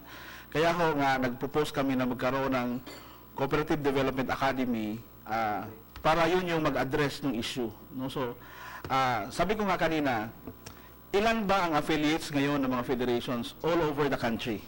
No? Does it represent 10% of the 27,000 cooperatives? Kasi we are looking at the saturation rate on our effort to really help the micro and small cooperatives. So, wala namang problema yung partnership, no? So, yung mechanism, no? The funding, the problem is on the funding of the training. So, we can work it out together with the sector, paano yun. So, in the case sa PRS, like for example, sa pre-registration, no? Hindi mo kasi basta-basta na i-register lang ang co-op, no? Magkakaroon muna ng because of the issues right now, no, sa mga nag-organize ng co-op, Mr. Chair, dapat magkaroon muna ng pre-registration, yun yung standard, at binabalidate ho namin yan ngayon. Kasi there are instances, like yung case sa UP Los Baños, yung nangihingi ng parang investment doon sa mga, yung sa Marcos something na wealth. Sila ho ay dating company registered under the Securities and Exchange Commission. Tinanggal ho sila sa SEC at nag-organize ngayon into cooperative. Kaya nga ho, ang mechanism ho namin ngayon, we have worked it out with the SEC and other co-regulators ng mga agencies na every time na may mag-register, we really have to validate with our co-regulators. Kasi nagiging parang marami hong instances na marami mga fraudulent na mga co-ops ang nagpaparegister ngayon. Admin, so in short, you kind of agree with PCC na sa regulation kayo talaga dapat mas nakafocus. So that's not debatable. Kumbaga you agree na sa regulation dapat ang focus ninyo.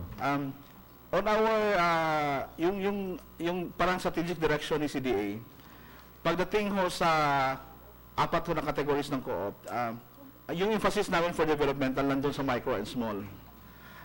And specifically, gawing affordable o libre yung mga training. Yes, okay. Kasi wala ko talagang intervention ang government doon. Yes. No? So, kung ibibigay mo lang totally sa sektor, saan sila kukuha ng pera? Diba? Kung mabigyan ng pondo sana si CDA, we can work it out with the sector na maging partner sila para doon sa mga trainings. Is it correct, Administrator, that your focus is really regulatory, masigurado na walang fraudulent, kasi nasisira ko yung pangalan ng sektor sa mga fraudulent, no? So, focus there, and then siguraduhin na affordable yung mga requirements para maging co-op kayo. Those are the two focus area na makikita ho natin dito po sa draft ninyo. Correct, no? Okay. Sige, Congressman. Okay, so would like to hear from Comben. Thank you. Kanina narinig ko po sa CDA, yung introduction po sa trabaho nila, sobrang overload. Compare doon sa kakayahan nila, kulang sa pondo, kulang sa tauhan. Okay, yun ang main idea kanina. Dito naman kay Professor Mantalaba, I heard dalawang words na I really appreciate. Una, yung sabi niya, instead of just being consulted, yung sector, maging partners. Di ba? So, ma'am, can you explain further to us, ano bang pagkaiba sa i-consulta lang kayo o partner talaga? Ikalawa, ma'am, before you proceed, yung isa naman, yung management solution doon sa overload is i-delegate. Meaning, instead na yung CDA na, yung sila mismo ang mag-conduct, example, yung isang activity lang, yung training, overall, sila pa rin ang may mandato, pero instead themselves doing the job, sa kanila pa rin ang pundo, pero instead na sila mismo ang mag-conduct, I heard from you, na i-delegate sa federation. Tama ba yun? Meaning, sila pa rin ang may mandato, sa kanila pa rin ang pundo, pero instead doing themselves, kasi marami silang trabaho, mas mabuti in the spirit of partnership, i-delegate doon sa sektor. can you explain more? The partnership, like for instance on education and training. Now, what we are referring to is a partnership versus consultation. Now, in consultation, we are usually consulted, but at the end of the day, whatever our inputs are, sometimes our inputs are not included. Okay. Second, there are times that they issue IRR regulations, and you are surprised that the cooperative sector was not consulted in the issuance of some IRR, especially on the first IRR, not the revised one, the first IRR, that the cooperative sector was not consulted. And then there are some consultation mechanisms, but there are some consultation mechanisms like public, consultation meetings, seminar workshops, but eventually, what the CDA wanted to do is, that is what in the either memorandum circular, in the guidelines, okay? So, sometimes the cooperative sector are surprised. Now, that's why we are actually encouraging our unions and federations to have a stronger base so that we can really partner with the CDA. So when we talk of partnership, we are jointly developing plans, developing programs for the improvement and development of cooperatives. And that is actually why we are having some mechanisms. We'll actually develop mechanisms on how this partnership will work. So it is part of the function of CDA, and in partnership with the sector, there will be mechanisms on how the partnership will go about.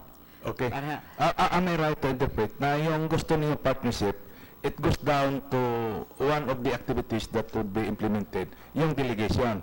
So Yes. am I right na okay din ang sektor, kaya din ang sektor, Yes. na magpatupad na kayo na ang mag-conduct? Kasi tingnan natin yung kakayahan. Example, if we're talking 80% of the cooperatives, if there are about 25,000 and so 80% of that. So micro, sabi sa CDA, sila po ang bahala sa pag-training. So ay nakita ko parang kahit idagdagan pa natin ng mga personnel ng CDA, baka hindi pa rin kaya. Yeah. Especially if they continue registering 1,000 cooperatives every year. Hindi pa na train tong mga old ones, may bago na naman.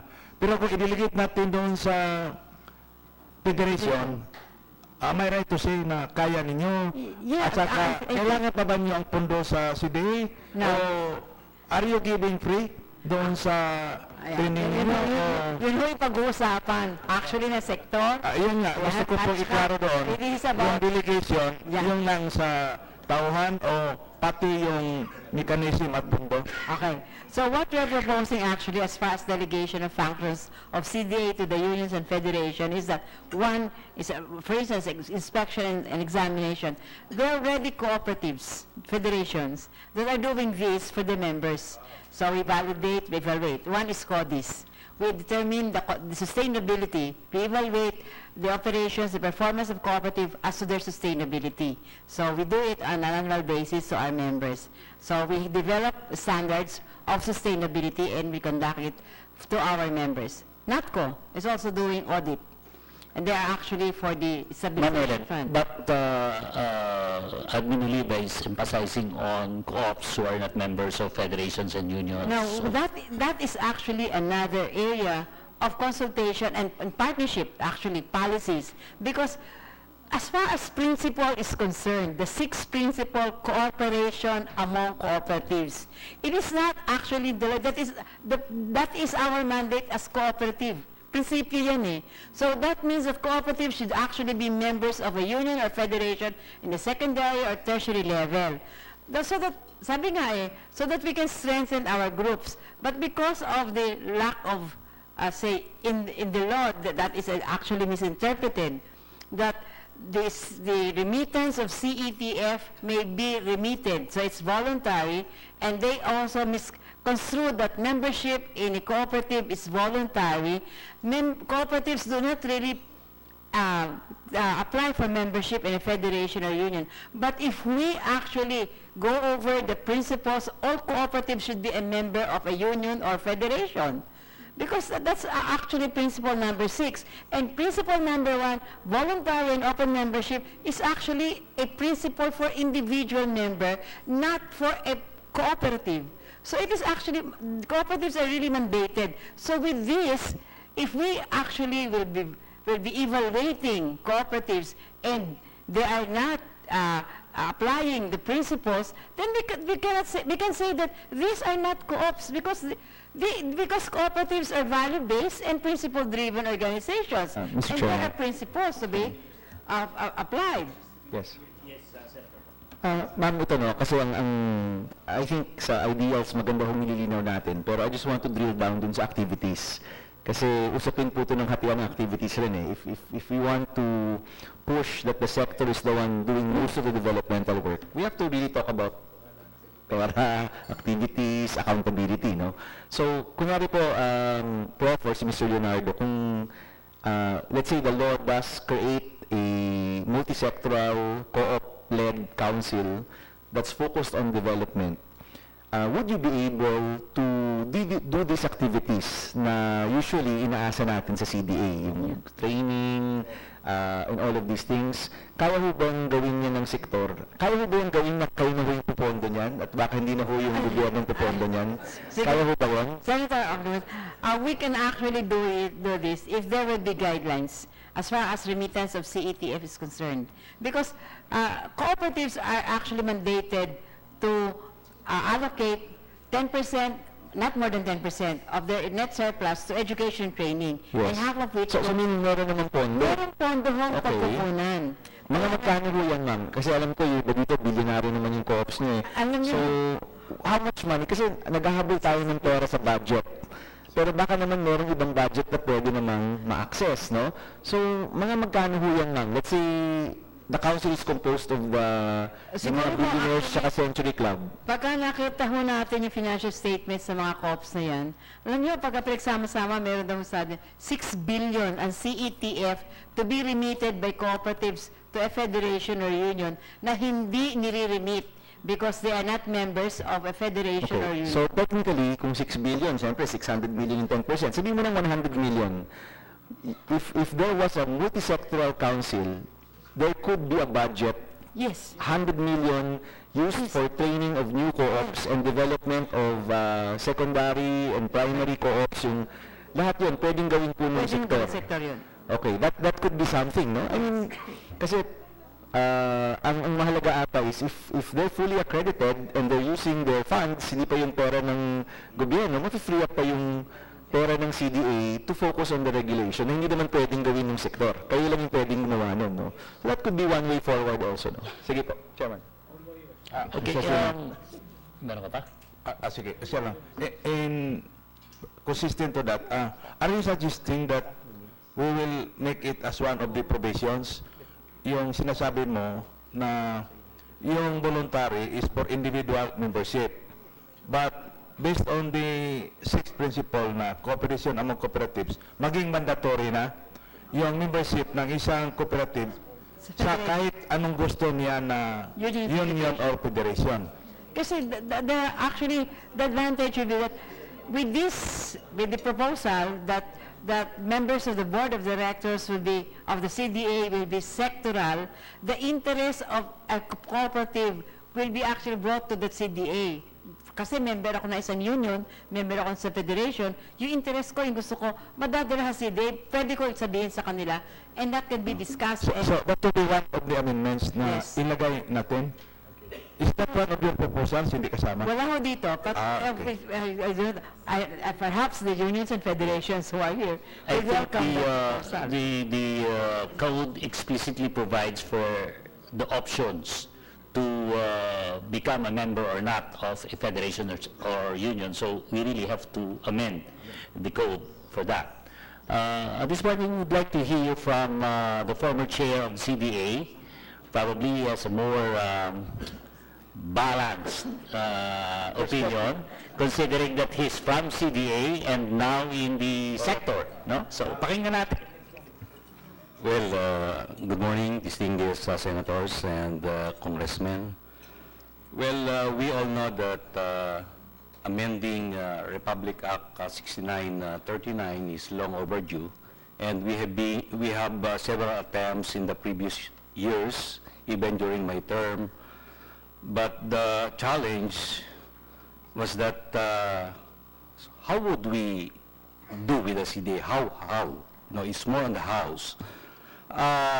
Whether we shall strengthen them, whether we shall apply the self-regulations, whether we want it to be a department or a mere regulatory. During my time, it was ruled out that the CDA will never be or become a regulatory agency, a mere regulatory agency, because of the provision of the Constitution under Section 15, Article 12 of the 1987 Constitution. May I read that phrase, no? It is hereby declared the policy of the state to promote the viability and growth of cooperatives as instruments of equity, social justice, and economic development, and to create an agency.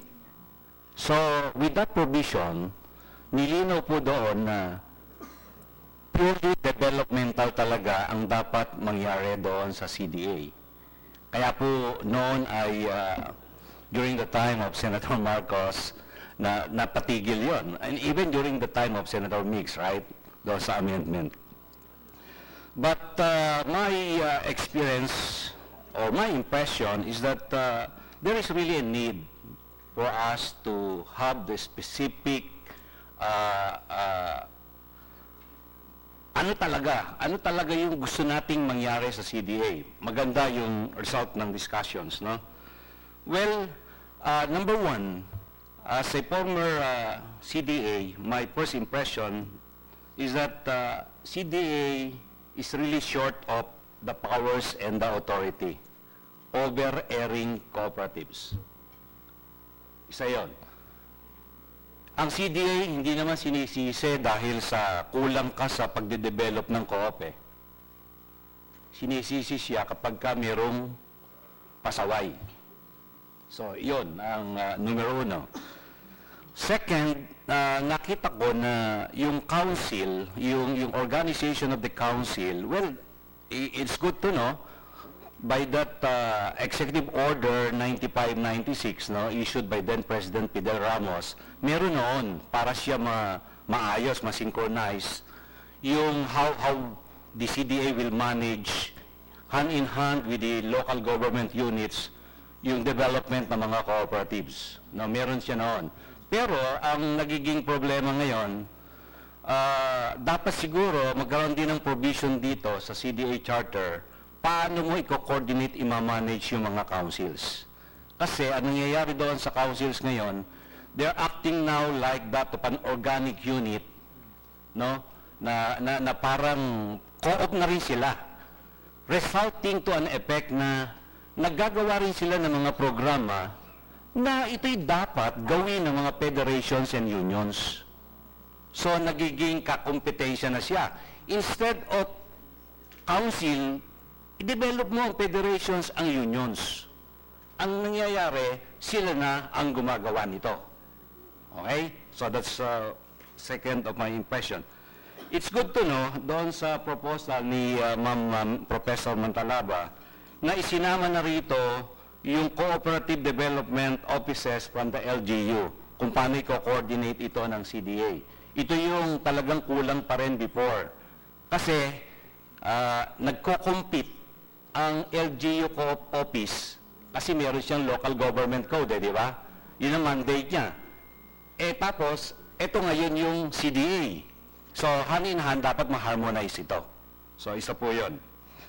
Now, ako ang nakikita ko na hindi sa budget ang problema. Kung hindi, ang nakikita ko is on the organizational structure and how to implement the powers and functions of the CDA. Why? Una, meron tayong tinatawag na Board of Administrators. Policy making dapat siya. But because of the title, administrator, ang bawat isa is acting like that of an administrator. Pero wala siyang specific, kung hindi oversight administrator lang siya. It's not defined, even in the IRR. Kaya ngayon, nagkakagulo ngayon sa policy making. So good to know na ang proposal ng sektor ay yung representation by sectors, no? So napakaganda pong development ito. Actually, whether full-time or part-time yung Board of Administrators, nakikita ko walang problema. Ang kailangan lang palakasin. Kasi kung policy maker siya, dapat mahuhusay at magagandang circulars ang lalabas, pababa. Andoon ang buhay eh. Kaya kung ang mangyayari, dahil administrator ka, makikialam ka sa operations. Di ba? Yun ang nangyayari. So, dapat policy maker ka lang, o ito implement mo. Oversight ka, o tingnan mo kung paano tinatrabaho ito. So, ang palakasin natin ay yung brain ng CDA at para expand naman natin yung paa niya. Kasi ang kulang talaga, as what I have experienced, noong andun ako dumating sa CDA, when I asked one director, ano interpretation mo nito at paano mo ito gagawin? Yun ang sinagot niya. Pagdating doon sa isang director, yun naman ang sagot niya. Iba-iba ang interpretation. So, nasaan ang kulang? Doon sa knowledge, technical expertise ng CDA. No? Kaya, ang budget, dapat i-enhance natin yung budget ng CDA, madagdagan, ma-enhance yung skills din. No? Kasi, the resulting effect is, mas mahusay pa yung mga officers ng federations and unions kasi doon sa mga CDA officers. Yun ang reality. Bakit? Yun ang tanong. Kulang sa HRD, enhancement ng skills. Pero through this representation, ang uupo, galing na sa sektor, yun ang isang napakagandang paraan. And then, another one, doon sa so may board, then meron ng Office of the Administrator, maganda po ito. Masasagot dito yung problema kanina. Dahil talagang ang kulang sa powers and functions ng CDA ay yung some sort of regulations in the form of supervision and examination. Preventive to eh. Mas maganda itong gawin mo kaysa roon sa mag-intay na lang yung korte, magtayo ka pa ng adjudicatory or the quasi-judicial, no? Kaysa roon sa i-supervise mo na, i-examine mo na. From there, o ano ba, ano ba bibigay mong color doon sa co-op? Blue, green, yellow, orange, or red? Delikado na. Di ba mas maganda yon? Kaysa roon sa, tatayo tayo na adjudicatory body, no? For that. Maghihintay lang naman yon. Pero, remember, ang Securities and Exchange Commission, dati, meron siyang adjudicatory power. Inalis niya na. Dinala niya na sa korte pa din. So, yun, dapat nating i-take into consideration na mas maganda talagang remedy doon sa mga problema sa co-op ay supervision and examination. Ito ang ginagawa ng Bangko Sentral ng Pilipinas. And then, yung Co-op Academy, good to know, maganda po yung suggestion ni OIC Chair Oliva. Noong dumating ako sa CDA, nahanap ko rin to eh. Kasi nga, ang sektor, kanya-kanya. Diba? Kanya-kanya. Ano talaga ang dapat na magandang gawin natin? Through this academy, siguro through PPP, no? Government plus the co-op sector ang magmay-ari ng academy, i-manage yung CETF contribution, DIGO. And then, for the budget, alam ko, Ang CDA hindi naman nagkukulang sa budget eh. Pero ang dating sa atin, laging kulang, di ba? Kasi ang hinahanap nila, yung developmental. Yun nga, magpapautang tayo, ganito, ganyan, ganon. Ngayon, meron akong isang nakita doon na problema. Kung ang magpapautang sa mga co-op ay ang CDA, babalik na naman tayo sa dating problema noon. Na yun, during my time, pinatigil ko na. Kasi nauwi sa corruption. So yung credit window, bakit hindi nga manggaling yan sa mga federations, yung credit facilities or sa mga co-op banks, di ba? Mas maganda yon kaysa sa manggaling pa sa CDA, yung pamimigay ng pera sa mga micro-cooperatives. Problema talaga yan. Then another one, bakit ko nabanggit na sa budget, hindi naman kulang eh.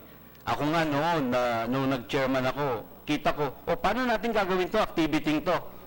Tama ang proposal. I-partner sa federation, sa co-op. Naggawa kami noon ng Gawad Parangal, remember that?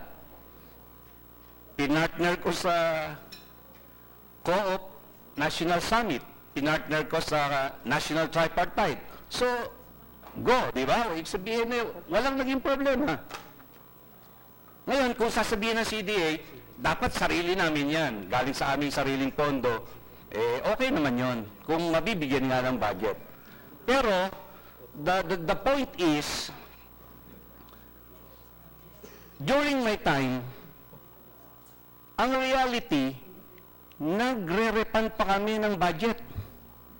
What I mean is, nagbabalik pa kami ng pera sa National Treasury.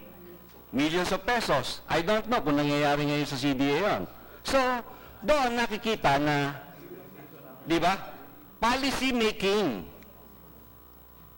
Ano ba yung mga projects and programs na dapat gawin para hindi maaksaya yung budget, hindi yung ibabalik mo pa.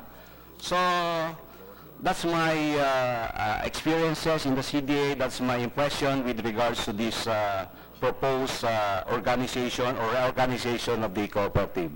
Thank you, Mr. Chair. Okay, maraming salamat, Doc Manny, for that very, ano ba yun, passionate and balanced, I should say. Coming from the CDA before and now in the sector, I think, balansyado nga, no? Okay. So, meron pa ba, Mr. Chair? Yes, we'd like to hear from... Yes, sir. Pero, Pwede tayo one by one sa kanila. okay, sige, paunahin na muna po natin si Sir Robert. Gawin natin para orderly. My apologies, sir. I do leave kasi sponsor ako ng isang bill sa Justice. Sponsor ko na as I came over. But what we can do is, we'll ask everyone siguro, sir, para makabigay sila ng mga kanilang views. Sir Robert. Good morning, everyone. Ako na po mag-umpisa. Paikot. Anyway, ang nakikita ko dito, doon sa funding na binanggit ni former chair, tama po yun eh.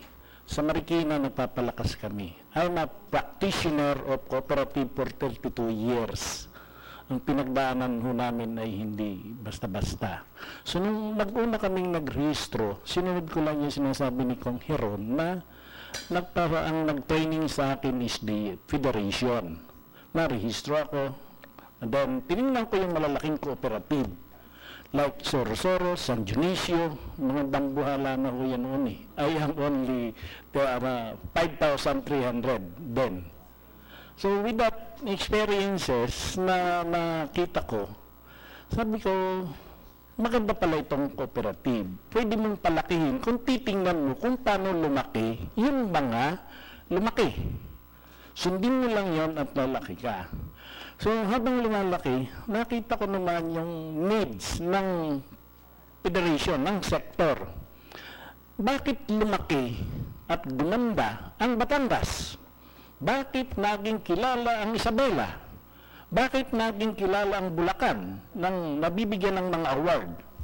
So, tinignan ko, as mentioned by former chair, nandun yan sa binabanggit niyang batas at dun sa Executive Order 96, partnership po, huwag nating kalimutan ang LGU.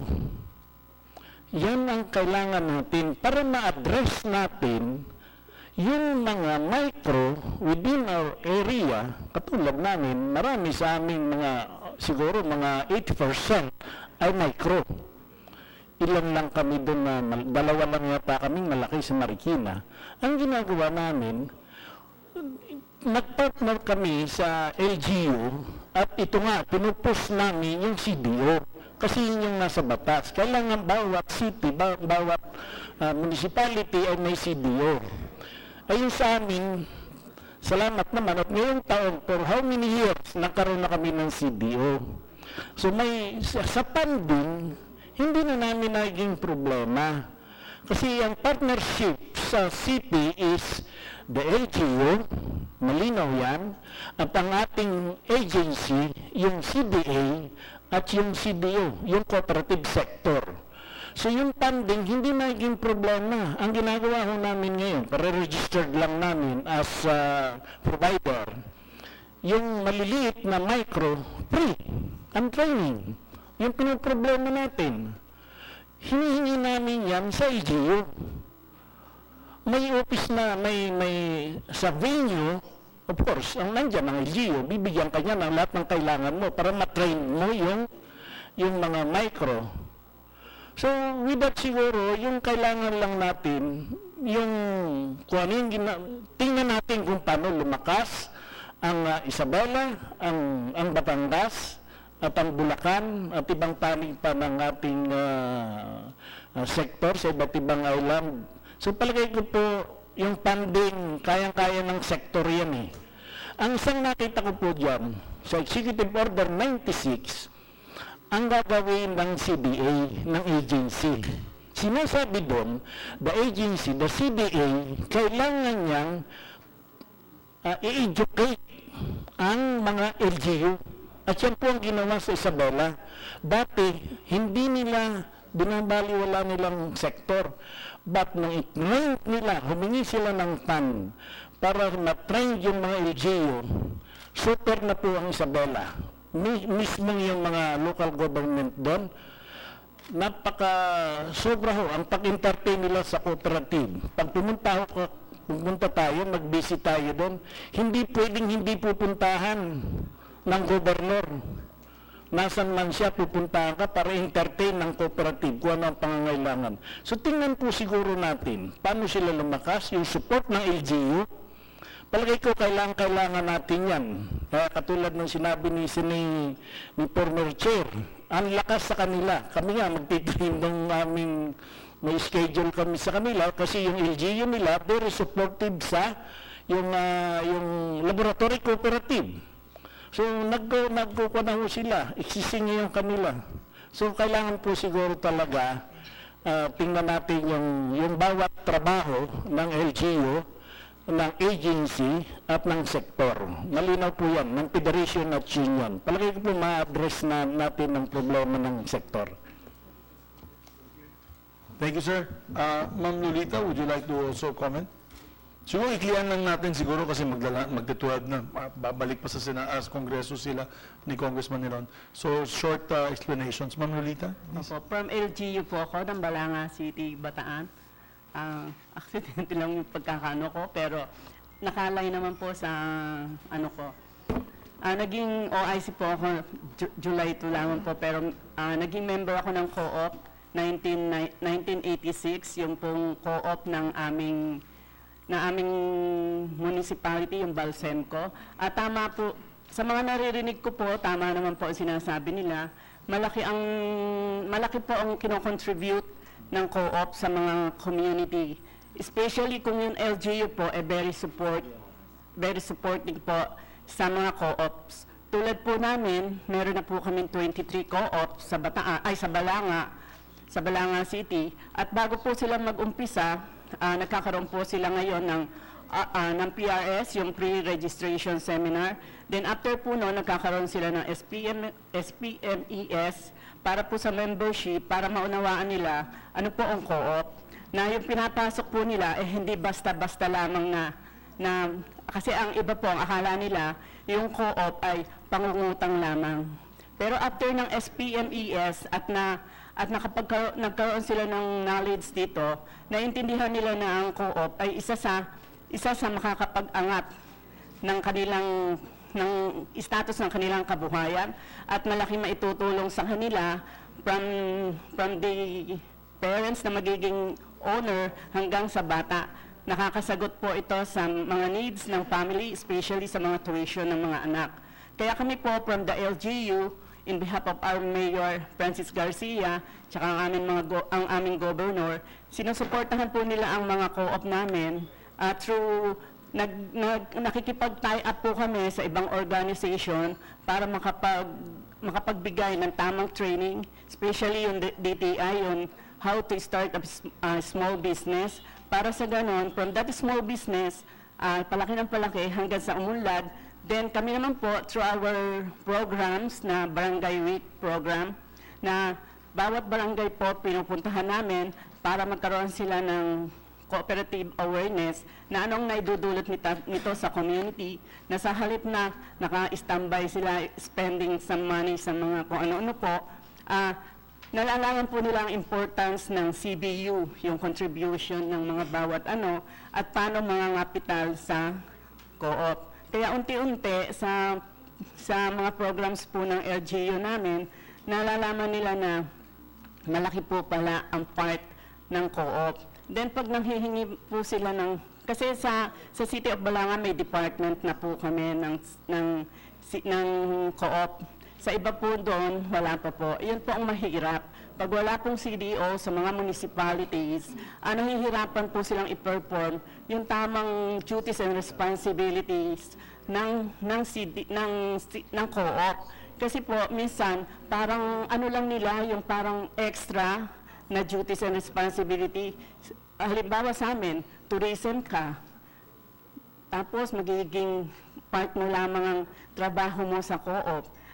Ang talagang mandato mo, tourism, hindi ka makakapag-focus sa talagang duties and responsibility mo as co-op. So, mapapabayaan mo ang co-op kasi ang mandato mo, tourism or any department. Iyon ang diferensya po ng walang co-op sa bawat municipalities. Paiba-iba. Yung continuation o continuing projects, programs, and activities ng co-op na antala. Kaya yung planning, siyempre, nag-strategic planning kami for 5 years. Then, pag 1 year, ito ang co-op. Next year, iba ang co-op. Walang continuity. Iyon ang nagiging difference. Kaya yung explanation mo, what is the beauty of co-op, nawawala. Iyon po. Thank you. Nakikita talaga natin yung importance ng local government support. Yes. Marami po tayong nakikita ng local government units na napaka-successful ang kooperatiba dahil sa tulong nila at guidance nila. Ang sabi po kasi nila, hindi daw po income generating ang co-op. But kung i-explain po namin, Yes. how many people, how many family ang natutulungan ng co-op. Yes. Di po It's a ba? poverty reduction Yes. tool. Yan ang kailangan nila tignan Hindi doon. sila nagiging pabigat sa gobyerno. Yes, ma'am. Thank you. So, si Ma'am Professor Medina, would you like to comment, ma'am? Okay lang, ma'am. Magandang umaga po. Kabahagi po kami sa nagbuo ng binasa ni Professor Mantalaba at isa po namin gustong bigyan ng diin dito yung bigyan ng konsiderasyon ng focus doon sa educational system.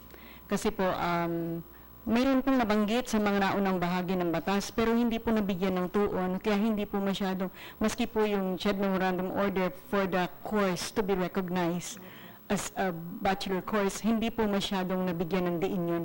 At kapag ito po ay naisama, yung bahaging iyon, dito sa provision ng babaguhing batas, malaking tulong po yan sa pagsusulong po ng pagde-develop ng mga future managers. Ang ginagawa po kasi ng PUP at ng upang state universities involved in running the program for co-op sector is kami po yung nag-train. In fact, kasama po namin yung mga estudyante narito at sila po ay nagpapakadalubhasa sa kooperatiba. Yun po siguro yung intention natin dito, palakasin. At isa po yung nakita kong napakaganda rin pong kilos, yung patatagin at palakasin ng mga unions and federations. ito po kaya nahuhuli po tayo siguro sa international community pagdating po sa co-op sector. Yun pong suporta sa Union and Federation, ang pagpapatatag dito para patunay na maging kabahagi sa nation building ang co-op. Kailangan maging matatag po ang Federation and Unions. Sa kanila po sasandal kasi dapat ang bumubuo naman po nito kaming mga nasa primary cooperatives. Ako po ay chairman of the board ng Secretary Parish Development Co-op. Mahigit 50 taon na po ang aming kooperatiba, matanda pa po kami sa CDA. so nauna po kami pinanganak kaysa sa CDA. At nakita po namin na maganda po sana kung palakasin talaga po ang regulatory function. Malaking tulong po kung mapapalakas ang regulatory function ng CDA. Yun po yung posisyon namin. Salamat po. Maraming salamat, Professor. Dr. Hilda San Gabriel, your points, please. Good morning, Honorable Chairman and distinguished members of the Joint Committee. Nagpapasalamat po kami mula sa Department of Cooperatives, Polytechnic University of the Philippines sa inyong paanyaya. Kagaya po ng nasabi ni Professor Leonie Medina at ni Professor Ellen Mantalaba kanina, napakahalaga po na makita rin yung papel ng akademya sa pagpapaunlad ng ating kilusan. Sa PUP po kasi sir, 29 years na po kami at kagaya ng nabanggit naman, nauna pa nga po kami sa CDA, nung nilagdaan po ng Pangulong Cory Aquino yung batas ay nagtayo na po kami ng Institute of Cooperatives at naging Department of Cooperative po under the College of Social Sciences and Development. Sa maraming panahon po, nagbibigay kami ng mga pagsasanay sa iba't ibang sektor natin sa bansa at ito po ay libre. Yun po. At kabahagi rin po kami ng CDA sa pagtataguyod at pag-handle ng mga trainings of trainers. At ang sa amin po ay meron kami ngayong 5 section ng graduating fourth year students. And ito pong kakatapos lang na enrollment, meron kaming 4 sections of freshman students who are enrolled in our Bachelor of Science in Cooperatives, major in Cooperative Social Enterprise Management and Cooperative Education and Community Development. Kung kaya po nung nabanggit ni Chairman Benji na magtatayong CDA ng Cooperative Development Academy, we don't have to reinvent the wheel. Pwede po makipagtulungan ang CDA sa amin sa PUP. At nararamdaman din po natin at nakikita na ang magiging kalakasan din po kasi meron kaming batch of graduates who will later on serve as leaders and managers of our cooperatives. So in terms of nation building and succession, and sustainability of co-ops, dito po papasok yung aming Institute of the Department of Cooperative. Pero tama po rin yung nabanggit ni Ma'am Leonie, nauna pa po nagkaroon ng CHED Memorandum Order yung BS Entrepreneurship. Yung ating pong BS in Cooperatives, wala pa hanggang ngayon. Kami po ay dumulog sa tanggapan na ni Congressman Rico Hiron na sana po ay makipag-usap po tayo sa CHED para po makapaggawa na rin ng CMO para sa programa natin sa Department of Cooperatives. And isa pa rin po dito na gusto natin din paabot sa lahat na pagdating din po sa mga trainings and seminars, marami po kaming natatanggap na mga paanyaya. Yung pinaka-recent po galing sa Bureau of sa BIFAR, DA-BIFAR, para po doon sa mga mangingisda at magsasaka na areas nila, gusto nilang kami po yung mag-handle ng mga training. So, sa trainings po, nakikita natin na bukod sa federations and unions, yung mga state universities and colleges na nag-offer po ng program on cooperatives, pwede rin po kaming matap at makakatulong, complementation ng ating mga gawain sa pagsasanay at pag-aaral. Pero po dito, Ma'am Sir, gusto ko lang rin banggitin na doon po sa ihain na kanina na nabanggit ni Sir Gary ng Philippine Co-op Center at ni Ma'am Ellen Mantalaba para dito sa provision ng mga amendments, yung Section 16 po, Cooperatives and the Education System, meron pong bahagi rito na kami po ay nagsusulong nito. Kung if I may read this, the history, philosophy, concepts, values, principles, and practices of cooperatives and the role in nation building shall be part of the curriculum both in formal and non-formal education. Alam niyo po sa ilang mga kolehiyo na pag-alaman ko de La Salle das Marinas, pinaalis po yung mga asignatura tungkol sa cooperatives. Sa Cavite, napakalakas ng ating Cavite Co-op Union dyan, ano? So tingin ko dapat lang talaga na ibalik yung asignatura. Kasi nung araw nagsimula po ito sa subject na Cooperatives, Taxation and Agrarian Reform.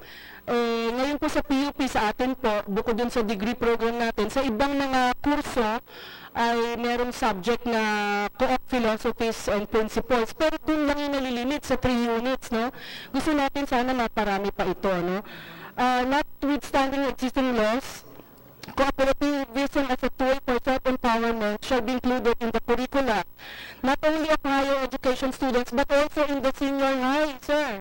At sa syllabus din po sana ng ating mga mag-aaral sa mababang paaralan. So, nandun po sa context ng ABM track sa senior high, yung entrepreneurship, pero gusto natin isulong namin, sir, na isama rin yung cooperative. Sorry, Doktora, I have to cut you off kasi we're almost 12 noon. Yes, Marami pa tayong speakers. We should have another hearing on education. Salamat, sir. Salamat po. Alam ko marami kang gustong ikwento na yun, but Yep, the topic of the day is strengthening the CDA, so we have to discuss also with the DBM. I now have to recognize the very important person beside you kasi siyempre pag sinabi walang budget. Ma'am, it's all about that. Ma'am, you're recognized, ma'am. Senators and Congressmen, magandang umaga po. Basically, ang na-notice ko po dito sa discussions that there are two position on whether to create a department of cooperatives or whether to enhance and strengthen the CDA. So, ang sa amin po na DBM, we're not just for the funding. We also look at the organizational structure, the staffing pattern, and meron din po kami mga observe dito sa provisions dun sa House Bill na meron naman po kayong pinipose na appropriation of 60 million for the chargeable against contingent fund to implement whatever po yung ma-approve natin dito sa ating discussion. Ano? And also, if there is really the intention to utilize or create an entrepreneur fund, 25% for, it has to be, meron tayong proseso po sa pagka-create ng fund. It has to be expressly authorized by law and approved by the permanent committee po na under po ng DOF. So, medyo narilib lang ako ng konti nung sinabi po ng Federation na training sila sa medyo mababawasan kami ng intindihan about the funding po. Ano. Pero definitely, kung ano po yung ma-aprobahan and will be signed by the President, we will always adhere to the provisions of the law kung especially with regards to the funding po ng kung anong ma-aprobahan po ng committee po. Thank you, Ms. Beltran. We'll be working closely with you on this kasi strengthening means also reorganization. So, kailangan namin ng tulong ng DBM on that. Yes, ang reminder lang po kasi we have the election tayo next year. So, we are observing the days before the election ban. May election ban tayo, no? Yeah, that's right. Not release. That means we have to act on this quickly. My colleagues in the House, may election ban. Pag na-reorganize, baka wala sila, hindi sila maapo. Yun ang mahirap. So, before I recognize Office of the Cabinet Secretary, nandito lang si Father Anton who's raising his hand kanina pa. Father Anton Pascual. Thank you, Congressman. Senator Vince, no? And Riza, and of course our champion in the co-op sector, no? Si Rico Heron. I represent Metro South Cooperative Bank, the biggest cooperative bank in terms of membership. And we're now leading the integration of cooperative banks in accordance with BSP directive. At the same time, I represent Simbayaran, my cooperative in Taguig. No? Si Riza was there before when I was still the parish priest. No? Sa CDA, sa aming pag-uusap sa co-op sector, sa CDA, there is an ongoing co-op integration led by Unison Federation and the billionaire cooperatives, no? And it will be spearheaded by PCC. Pero sa aming pag-uusap, so ang position namin, we love CDA is our partner, but we would like to do first things first. We would like CDA to focus on regulation. Kasi sa regulatory pa lang, ang daming mga babatayusin. No? To strict implementation of the corporate code. No? Maraming abuses, maraming mga fake cooperatives, ginagamit lang ang cooperative, hindi naman totoo. Ang kasiraan ng isang cooperative, kasiraan namin lahat kasi pareho apelyido namin eh. No? Tapos noon, yung strict implementation of the code in terms of unions and federation, unions and yung CTF, ang federation investment. No? We need the CDA to regulate first and foremost. No, lalakas ang co-op sector if CDA will just regulate to the max. No? Sa akin personally, talagang gusto ko talaga CDA, parang BSP, parang SEC, na-focus sa regulation. But if there is a development kasi, trabaho ng co-op sector yan eh. We need less government, more co-op sector. No, it will strengthen the co-op sector if yung development work is in the hand of the co-op sector. But if you want to compromise CDA Charter, pwede naman kami compromise in development work. Kaya lang, the developmental work of CDA must be in direct partnership with the co-op sector. No? The co-op sector should be led by the co-op. It should not be led by CDA, with due respect to CDA. It is our sector. We have enough leaders to lead it. We have enough funds to lead it. No? Supportahan lang ang aming unions and federations and strict implementation of the code, then we will have a strong co-op sector. Ngayon, 14% pa lang ang contribution na, ang 14 million pa lang ang cooperative sector, 14% ng population. We only contribute 5% sa GDP. Sana palakasin pa natin. I just came from Europe. Nakita ko yung Credit Agricole. Credit Agricole is just one cooperative in Europe with 7 million members. 2 trillion euros yan. And who owns it? Farmers. No? Kaya sa mga co-op sector na rito, palakasin natin ang sector, kaya natin palakasin to. No? Supportahan lang tayo ng CDA sa regulation. Pero kung magkakompromise tayo sa developmental work, may the developmental work be led by co-op leaders. No? We will recommend and we will partner directly with CDA. That's our position. Thank you. Very good position, Father Anton. Congressman? Mr. Chair, tama po yun, kasi yung position, I subscribe to the position of Father Anton. And so with the leaders in our sector, kanina nag-articulate na yung, mas nauna pa talaga naman yung mga co-op sa CDA. In fact, yung CDA as a regulatory development trust body ay pinanganak ng cooperative mismo. And even the Constitution which mandates na i-promote yung viability and growth of the cooperatives dahil mas nauna pa nga yung mga co-ops sa Constitution. So it's a reflection that orientation ng cooperative bilang social organization. Diba? Pinanganak ito, out of reach, basically economic. There was a time, may history po ito eh. Even in other countries. Yung hindi nagagawa ng gobyerno, ginagawa na on their own initiative kasi kulang. Now, my position here is that ang gobyerno should create a policy environment to be able to fulfill the mandate of promoting the viability and growth. Nagsiself-regulate yan eh. May mga matitinding prinsipyo na batayan sa pagbubuo ng kooperatiba. Now, I would understand kung papasukan o dapat nga pasukan din talaga ang developmental and regulatory, but it should directly reflect kung ano yung vision ng co-op. Regulatory in the sense na sa tingin ko, being a government agency, di ba, may mga legal, mandates from the government, like, halimbawa, yung gobyerno cannot just appropriate funds directly to the private sector or the non-government sector. So in that sense, yung pagiging regulatory, in fact, anong policy that would self-police yung mga airing cooperatives, dapat nanggagaling din yan sa sektor. Hindi yan yung function, yung structure, dapat nanggagaling sa cooperative sector yan. No? That's my take on this. Kaya mahalaga din po na mayroong regulatory only to the extent na kasi mag-a-appropriate ang gobyerno ng pondo. But even the funds, how much is going to be needed? Diba? Dapat binidetermine yan basically and principally by the sector itself, nag-i-input.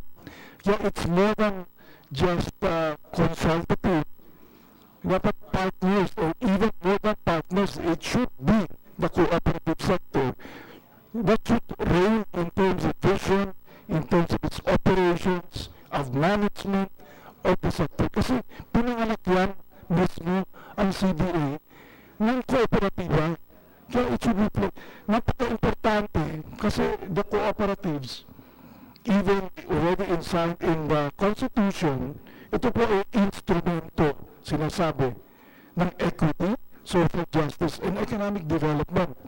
And we should take advantage of this type of social organization. Kasi what the government cannot do, I think it's better done by the sector, especially when you address poverty, rural poverty. I come from the agriculture sector where the poverty incidence is higher than the national average and is even higher doon sa agriculture sector pagdating sa magsasaka at saka mga mangingisda. If the national average of the country is 21 based on 2015 data, 21% of the national average. Sa agriculture sector po, 28.9, something like that, percent. And it's even worse sa mga magsasaka mangingisda, it's 34%. And there are specific areas like where the poverty incidence is higher, much higher, 53% po. So, nag-usbong yung mga kooperatiba na to. Kasi ito yung parang hinahanap ng tao. Hindi ito ang gobyerno yung nagsabi mag-organize kayo. Di ba? These cooperatives were born out of economic need to be able to provide employment, di ba? Food on the table. So, kailangan yung CDA, since we are talking, we have before us bills on reorganizing CDA. First and foremost, dapat ang CDA should be a direct reflection of the vision of the sector itself. So just my 2 cents. Thank you very much. Thank you very much, Kong. We appreciate those inputs, and we agree to many of the points raised by the cooperative sector, lalo na sa regulatory functions. Dapat talaga manatiling regulatory functions nila. You should weed out really the fake co-ops. That gives you a bad name, and bibigay talaga. Tama sinabi ni Father Anton. Parehong apelido ninyo. And that is what's also giving us a bad rap with the DOF. Kaya atake yung finance department sa atin. They want to remove our incentives because of these very few cooperatives that give us a bad name. And they take advantage of the perks that's given by our law, our cooperative code. So, dito naman sa Office of the Cabinet Secretary, kayo po yung tatay nila, di ba? Office of the CABSEC, kasi under ito ng Office of the President. What are your points, sir, on the improvements of the CDA? Magandang hapon po sa kanya lahat. Marami po, in behalf of the Cabinet Secretary po, would like to thank you for inviting us here. The CDA po is placed under the Office of the Cabinet Secretary by virtue of the EO1, re-engineering the Office of the President to be better responsive in the development goals, particularly in terms of poverty alleviation. And this being said po, we agree that in this strengthening of the Cooperative Development Authority, this being said, you also recognize that there are also challenges based on sa mga punto ng lahat na sinabi natin. May kanya-kanya hong merits ang bawat posisyon ng bawat parties in terms of the CDA, in terms of the co-op sector. But for the Office of the President, we would really encourage that the mag-usap-usap po tayo in terms of the role in tasking, kasi admittedly limited resources ang gobyerno, hindi ko kaya lahat gawin ng gobyerno. So we encourage that the both parties listen to each other in terms of what roles they could undertake in terms of really providing a sustainable development or sustainable environment in terms of an instrument of poverty alleviation. Kasi sinabi rin ho ni Rep. Salon na sa agriculture side, malaki ang poverty incidence natin. So gusto sana ng opisina ng Presidente na ang kooperatiba, ang cooperative sector ay maging instrumento ng bagbuwag ng kahirapan sa ating bansa. So again po, the Office of the Cabinet Secretary would like to encourage you to really talk on the roles and in terms also of the accountability measures also for us to be sustainable in terms of the overall cooperative sector's direction. And whatever po ang maaprubahan dun sa batas ay susuportahan ng Office of the Cabinet Secretary. So yun lang po. Thank you very much. Spoken like true diplomats. Pag-usapan doon ninyo. Kami na magbabakbakan. Galing talaga ni Kamsek. Anyway, no, we understand their position kasi they're supporting both sides. Siyempre, developmental din yung office of the secretary. Alam naman natin yan. Administrator Santos, would you like to comment? Then we'll proceed to the right side. Hello. Magandang hapon po sa lahat. First of all, I agree with Ma'am Ellen Montalaba at saka kay Professor regarding the educational system. Actually, kasama po yan doon sa proposal namin, section 6, section 14, cooperativism in the education system. We got that. And then yung sinasabi po na partnering with the LGUs in the creation of CDOs, actually, hindi po lahat ng local governments have their own co-op development offices. We really have to siguro amend or the Executive Order 95 and 96 regarding the creation of co-op development councils and partnering with the LGUs, Kasi po, hindi lahat ng LGUs have their own co-op development offices. Like for example, the province of Cavite, sa Kawit po, wala pong doon, co-op development office. Yung mga katabi niya, lahat meron na, Yes, so that's one, If we really have to strengthen the CDA, bigyan po ng quasi-judicial function. Ito po yung matagal namin hinihingi kasi po, ito po yung malaking kakulangan sa amin na hanggang sa voluntary arbitration lamang po kami. So, we really have to do this, Problema po dito, pag ang gusto ng sektor ay regulatory lang kami, siguro babaguhin na natin yung pangalan po. Magiging CRA na po kami. Hindi ba? Kasi po, it goes against the mandate dito po sa Declaration of Policy na po ito nasa konstitusyon. Hindi ba? Tapos, ang gusto ng sector, regulatory na lang kami. Siguro po, itong House Senate Bill, babaguhin natin ang pangalan. Hindi na po CDA, kundi Cooperative Regulatory Agency. Kung ganun po ang mangyayari. Di ko alam kung paano pronounce CRA ba. So, sira na, so, ganun po, ako po, bilang I hold 4 or 5 oversight committees. Lahat po ng hinahawakan ko, the most controversial ones. Number 1 is electric cooperative. Transport cooperative. I come from the transport cooperative. Kilala po lahat ako ng sektor na I come from the transport. Labor and workers. Hawak ko rin po yan. Agrarian reform. Pinakamagugulo po lahat ng hawak kong oversight committees. And I pose this challenge to the sector. Dalawa lang po ang gusto kong pahawak sa inyo. Electric at saka transport. I pose this challenge to all of you. Sino ang may gustong humawak yan? Kasi po, pagdating po dyan sa electric, gusto nila lahat po nandun. Niraralihan nga po kami. Hindi mo ba? Sa kasunanda na ito, ang dami pong masunod dyan. And mind you, out of the 17 registered with CDA, only 3 are compliant. Yun po yung regulatory namin. Can you regulate the electric cooperatives? Kaya nyo ba sila? I don't think so. Yun po ang challenge. Transport cooperatives, mas lalo pinakabagulo po ngayon yan. PUP modernization.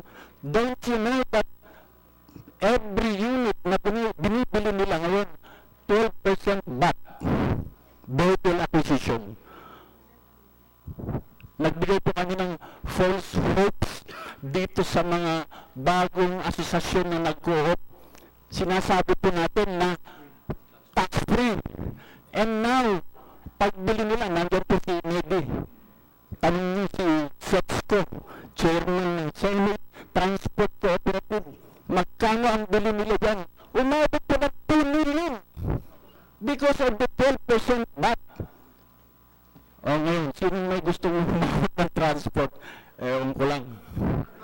Tanong ng administrator, bakit hindi kayo binigyan ng 12% VAT exemption? Nasa BIR, ano po yun? Na 12% VAT on vehicle acquisition. But even for cooperatives? Kaya nga po, kahapon, we were at the office of Secretary Tugabe asking for exemption na sana mag-usap si Sec Tugabe at saka si Sec Dominguez para bigyan po ng exemption itong modernization program. Ayun. So, mas maganda po. Co-op o ang individual, sir? Cooperative. The first launching was held here, Senate Employees Multi-Transport Cooperative, 15 units. Ang allowable sa kanila is 35 units. And the second launching was done in Fort Bonifacio, 2 co-op, Pateros and Taguig Transport, 1 for 15 units and another 10 units. Ang allowed po sa kanila ng franchise ng LTFRB is more than 300 units. 25 units lang ang nakuha nila because of this 12% VAT. Ang laki pong challenge sa atin sa co-op sector yan. So, ito po yung malaking kami po sa CDA, we're doing everything. Lumalabas po, we're jack of all trades, master of none. So, I would like this challenge to the sector. Kung gusto niyo, regulatory na lang po kami. And then, sa inyo po yung developmental, o di, magtulungan na lang po tayo.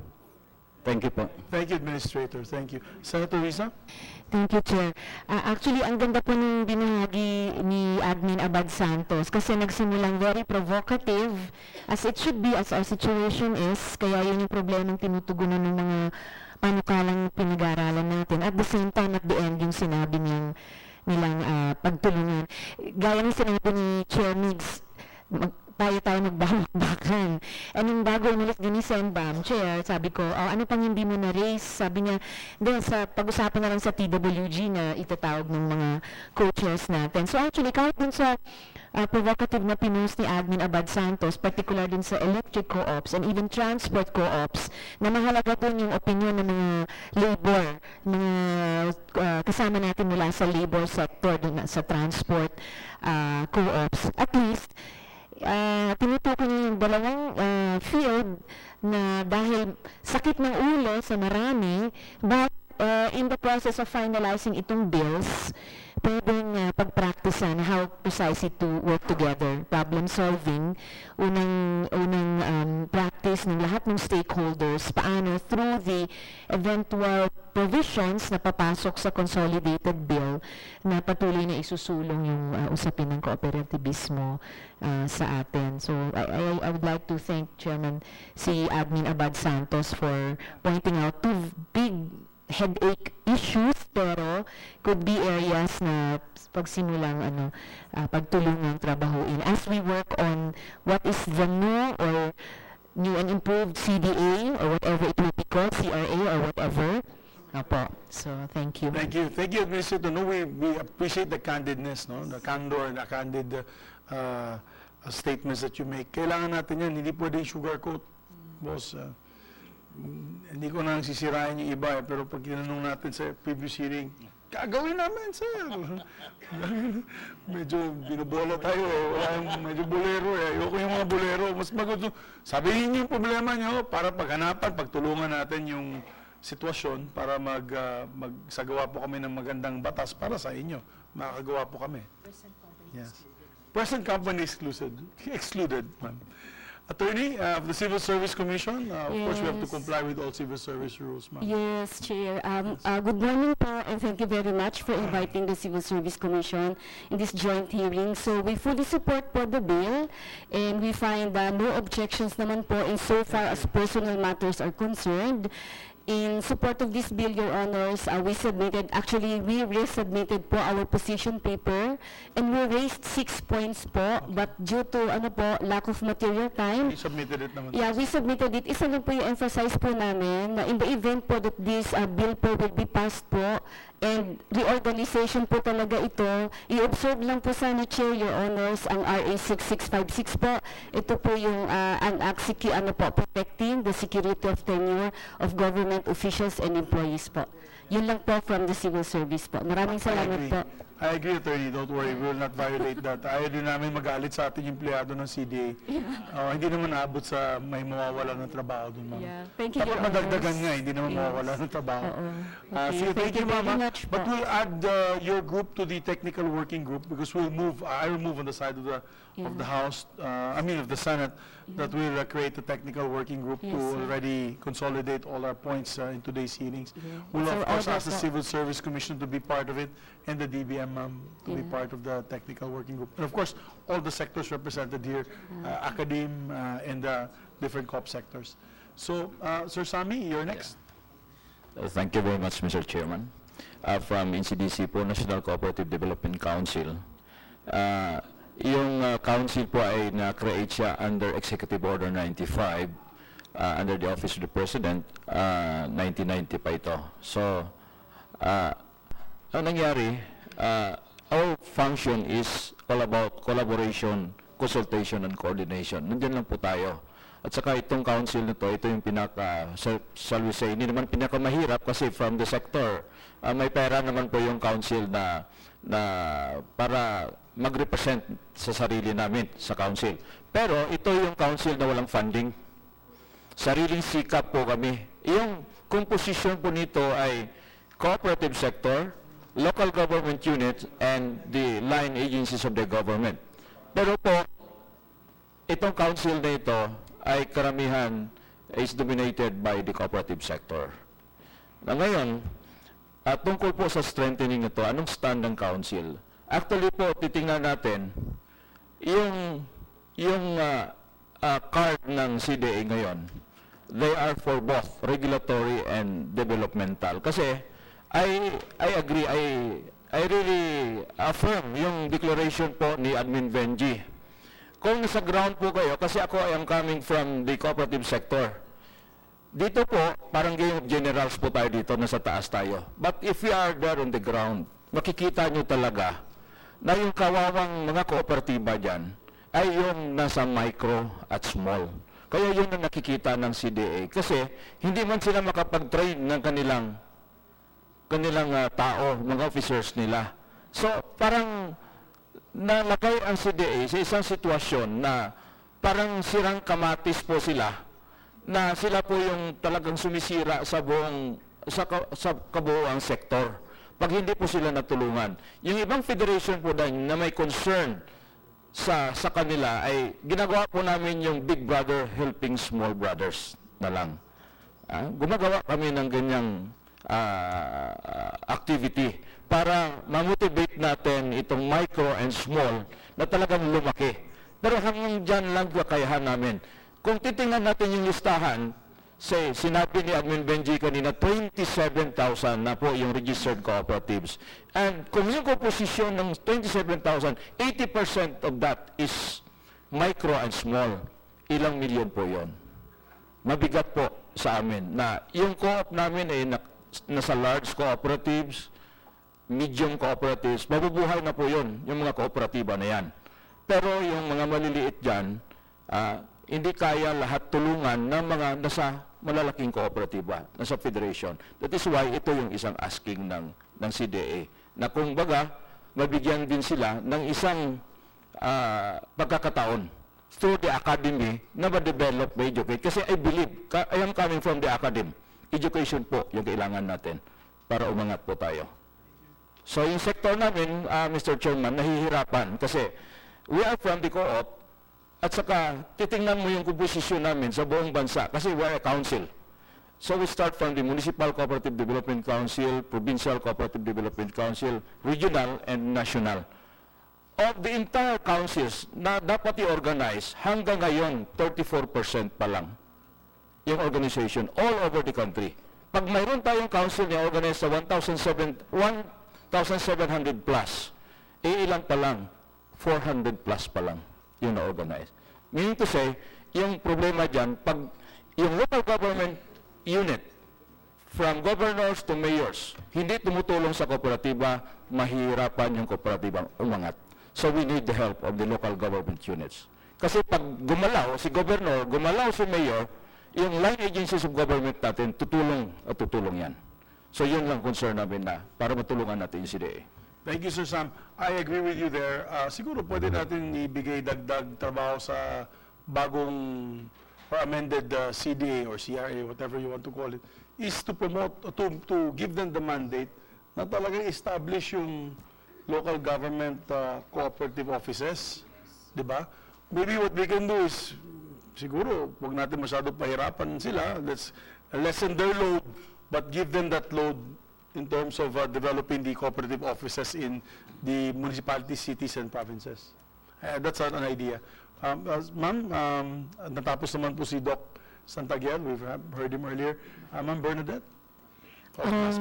Good morning po sa honorable members sa GOCC. From the perspective po sa Federation, kasi may tanong kanina, kaya ba ng Federation to grow the cooperatives? MASPAC is a regional development center in Mindanao. We are present in 24 provinces. We have about more than 300 member co-ops, over 2 million members, individual members, and we have just celebrated our 51 years in co-op development. And currently, we are providing lending services to our cooperatives. So last year, we released over almost 1 billion to individual cooperatives, it's 100 members of MASPAC. And then we provided training support, capacity building to our growing co-ops. And MASPAC is also the first federation being a non-bank member of Megalink Now BankNet. We have currently 250,000 individual cards owned by member co-ops, and this is where we want CDA to perform its function as a regulatory body.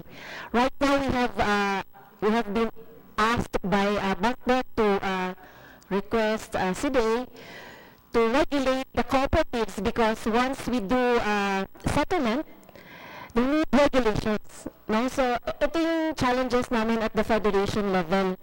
Even if we have some of the cooperative, we cannot really police the cooperative because we don't have the power. If and when CPA will deputize the federation to perform some of its regulatory power, the federation can do that. We have been doing that, and we are also doing a lot of things for our co-ops. And I think if you check on the website of MASPAC, you will see there how a small cooperative grow into a large cooperatives. No? So I hope with this proposal, the proposal of the sector will be pushed through. We are hoping that CDA, with the partnership also with the federation, we will be fully supportive of CDA in this direction. Thank you very much. Thank you, ma'am. Sir Jose de Tablan of Victo National, ma'am. Sir? Okay, so good afternoon to everyone. So the stand of Victo National as a development center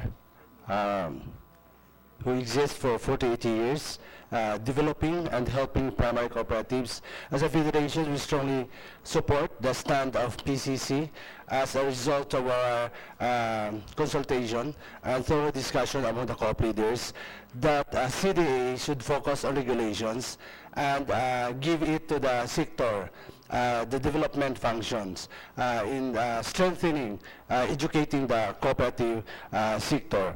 Because if CDA is the one to conduct training to the primary cooperatives, particularly to the micro and small, at the same time you are the one to regulate. So where's the objectivity there? how could you evaluate and assess the cooperative if they fail to comply with such requirements if you are the one who educate? That's why Victor has decided to span off our central fund and even the audit, because it's very difficult that you are the one to educate the co-op, you are the one to provide financial services, at the same time to do the audit. So how could you become an effective regulators if you're involved in the education process of the cooperatives? Check and balance. So I think, again, I'd like to support the stand of the sector on our position paper. Thank you. Thank you very much, Jose. To Attorney Manuel Bianiza, Jr., sir. Yes, good afternoon, honorable members of the JCOC. From among the issues discussed on the proposals for the strengthening of the CDA, there's only one thing that I would like to mention, and support really, and this was also mentioned by the former CDA chair, that one of the headaches of the CDA is really to discipline erring cooperatives. So this is the proposal of the CDA is to empower them, to give them the quasi-judicial function.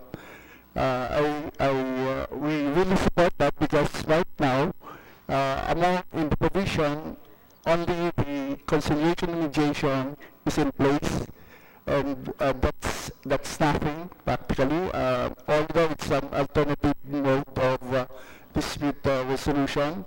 There's also the voluntary arbitration, but voluntary arbitration, you cannot make the parties come if they do not agree.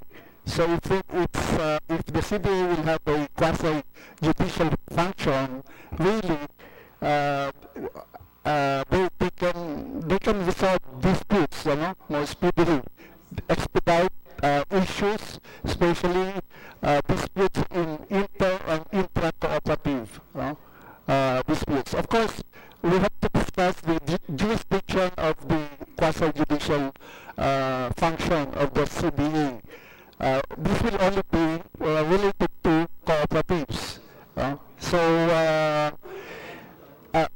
thing that is good there is that they will be interpreting the law according to the provision of the code, because some cooperatives go to regular courts to resolve the disputes, but that is that many, not many, but they're not very familiar with the cooperative code. So how can they interpret the law, in relation to the case brought before them, if they're not really familiar with the law itself? It's just like in labor, they have the NLRC, but I'm not saying that they go just like the structure of NLRC, but it's similar to that, I think. That's all. Thank you. Thank you, Attorney. Just additional, of course, we are pushing for CRA, but hindi kami komportable kasi sa mga, ako personally, hindi komportable sa CDC, CDO. Because I believe that the cooperative sector should be led by the cooperative. No? It is not the government who will organize us. It is not the government who will lead us. No? We will lead ourselves. We will organize ourselves. Matibay. Ang cooperative, negosyo to. Hindi tayo pwedeng bumibili ng gobyerno. No? Matibay dito. At ako, I'm coming from a successful co-op. Billionaires ang hinawakan ko. Nagpalaki ko ng co-op. Kaya sinasabi ko nga palagi kay Bush Aquino, no? Ang tunay na co-op leader, yung nagpalaki ng co-op. Pag hindi ka nagpalaki ng co-op, manahimik ka lang dyan. Ang hirap nagpalaki ng co-op. Madaling mag-register ng co-op. Kaya makinig tayo sa malalaki. At sinasabi ko sa inyo, as a co-op leader, na nagpalaki ng co-op, ng Simbayanan, ng Metro South, ng Bahay Pare, negosyo tayo. We should lead ourselves. We don't need CDC. We don't need CDO. We need regulatory, yes. Maraming abusadong co-op, maraming palpak na co-op, na wala na lang ng pera, kawawa mga tao. And ako, I'm in the cooperative sector for poverty eradication. That's my only mission. poverty eradication, especially helping the farmers and the fishermen. But we have to live ourselves, no? May mga cooperative naglalaro lang eh. Alisin natin yung mga naglalaro lang. Hanapin natin yung mga seryoso na mga cooperative. Andiyan ang PCC, maganda ang plano sa summit sa October, magdebatihan tayo how to strengthen our sector in terms of economics, culture, and politics. Thank you. Thank you, Father Anton. So with that, ladies and gentlemen, I'd like to ask our colleagues, if you'd like to have any parting words? Because, yes, Senator Rizzo. Salamat, Chair. Very briefly lang. Well, I'm glad na kahit sa pagtapos ng hearing natin, mukhang may nagsusurface na ng mga common unity and action points moving forward. Lastly, Chair, gusto ko lang ipagpasalamat yung presence ng iba't ibang generations ng co-op movement dito sa Pilipinas, simula pa sa mga lolo't lolang Maspec at Victo. Panahon pa ng martial law dictatorship, bahagi sila ng sustaining people's livelihoods sa democratization process. And very, very last, Chair, gusto ko nang i-comment sana sa attention ng tatawagin yung TWG, kahit through a sunset provision, just to keep a focus on yung co-op interventions in Marawi, no, rehabilitation, the organization of primary co-ops in Marawi, provision of livelihood training assistance to the co-op members there. Alam ko, kahit yung CDA may administrator sila doon, si Paisal Kali, namumuni siya dun sa management team para sa Marawi Rehab through cooperativism program. Kahit siguro through the life of the task force Bangon Marawi, and then magkaroon na lang ng sunset provision kapag in how many years or decades maitayo ulit yung syudad, the primary role also of co-ops there, lalo na to keep the role, the participation of the Maranao residents who were displaced front and center sa rehab process na yan, even through the economic interventions of cooperativism. Salamat, Chair, at salamat po sa lahat. Yes, we just, for the information of everybody, we were honored to be part of this historic process on the BOL, Bangsamoro Organic Law. Alam mo, ito yung magbibigay daan ng kapayapaan sa aming lugar sa Mindanao.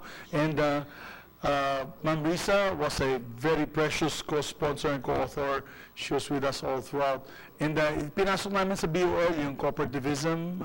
We even put it as a right in their organic law, one of the rights given to the people of the Bangsamoro. So yan, I had a meeting, just for the record, I had a meeting with, sino ba? Gino ng CABSEC? Si Ron ng CABSEC, Office of the Cabinet Secretary, and we're going to tap CDA together with co-ops in organizing the IPs.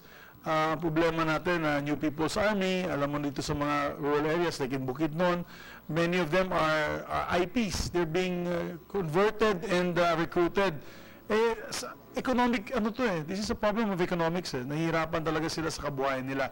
And it's also a cultural and traditional problem. So we want to tap the cooperative sector in being able to organize the IPs, the LUMAD communities. And we're giving seed money to this project. I'm helping raise seed money for this project. How we can now raise or come up with programs for poverty eradication in these particular communities through cooperativism. But it has to be done well, and I'm still waiting for the rollout plan because yan ang mahalaga. How do we implement? Administrator, after you, we will close. And Administrator Santos? Yes, for a brief lang. Ang CDA po is part of the Bangon Marawi. We've been given 76 million for this year. 76 cooperatives are involved, and then next year additional, lahat po yung mga cooperatives in Marawi City. So heavily involved po. Yung isang extension office po namin ay inilagay po namin mismo sa right in the heart of Marawi City sa MSU po. Meron na pong office doon. Meron na pong personnel. All CDA personnel po yan. So yun po yung contribution namin. With regards to the IPs, meron pong CDA NCIP MOA agreement. So closely monitored po si Ron Matayo at saka sila po. Magkakasama po kami. Walang pondo. Yeah, wala pong pondo yan sa amin, no. Plano ko, nagkumita ko ng pondo, sir, pero we'll do pilot areas muna. Ayoko na shotgun approach. Let's do pilot areas to see if it is successful. Yes. Because, you know, we have to break traditions and cultures when particularly dealing with our lumad communities. So we have to introduce to them the concept of cooperativism. And that is something that I truly, strongly feel will help them uplift themselves from poverty. If they, and then we can have a big brother approach. Marami naman malalaking co-op sa Bukidnon, sa Mindanao, mga maspec, pwede natin itap. Actually, sir, meron po kami ongoing program. Actually, sina Father Andon po nakapag-contribute na po doon sa Bamata Council, di Banwaon, di Manobo, and di Talaan Big Tribes. Nagbibigay po yung mga big co-ops natin ng 50,000 for each IP family. Ongoing po yung project ng CDA. At nagpapasalamat po kami sa mga lalaking mga co-ops na nag-contribute po puro para sa mga IPs po natin. Ano magagamit mo dyan, administrator, yung IP farmers natin, they plant this rice. Indigenous po. It's indigenous rice. Ano yung kinakain ko pala? Yung black rice. Adlay. Yeah, I have that yesterday. I'm having that for lunch today. It's adlay rice and also coffee in these high elevation areas. Yes, so yes. we'll tap also the partner cooperatives na makatulong sa kanila. Baka yung marketing mabili lahat ng mga malalaking kooperatiba. So with that, I have to apologize because I also have another lunch appointment as majority leader. But I would like now to move, with the permission of my colleague, Senator Risa, our Vice Chair, and our side of the Senate, that we form a technical working group together now with the House. Sabi ko nga kay Congressman Heron, wag na tayo independent bodies kanya-kanya. Kasi anyway, magkaibigan naman tayo. We are working for the sector. I think we should have a technical working group with the House and the Senate together with these sectors para what I will file as a substitute bill will be the same as what they will file as a substitute bill. I-reconcile na lang natin ay ang amendments done on the floor, if ever, by our colleagues. I think that will hasten the proceedings. As I mentioned earlier, we have only 63 working days left. That's technically 2 months of work kasi dami natin vacation, dami may election pa. So I would like to make that motion. I move that we set the technical working group to further discuss, consolidate, improve the bills that were filed in our respective committees. So move. On behalf of the House of Representatives, we second and we would like to join to the technical working group to formulate the substitute bill for this purpose. Thank you. So we'll instruct now our committee secretariats, both secretariats, that will cooperate with the office of Congressman Heron and there are 2 congressmen here, as well as our senators that are also active in the committee, to come up now with your respective point persons and members. And we'd like to also invite all those that were here present to join us in our technical working groups. We'll keep this as open as possible. Of course, the CDA will be primary member of the technical working group kasi kayo ang maapektuhan ito. And I feel it will be for the better. I think it will be for the better. We will try to make sure that we improve your performance. Tama sinabi kanina ni Congressman Heron, baka naman masyadong malaki yung sapatos. Baka kailangan nalitan natin sapatos or through the technical working groups, we will iron all that out. Lalabas lahat yan. But to hasten the proceedings, we will no longer have hearings but technical working groups. Diyan yung bakbakan na sinabi ko. Diyan tayo magbakbakan at diyan tayo magkakaroon ng common ground. So with that, this Joint Oversight Committee on Cooperatives is hereby adjourned on the part of the Senate. On the part of the House, the meeting is adjourned.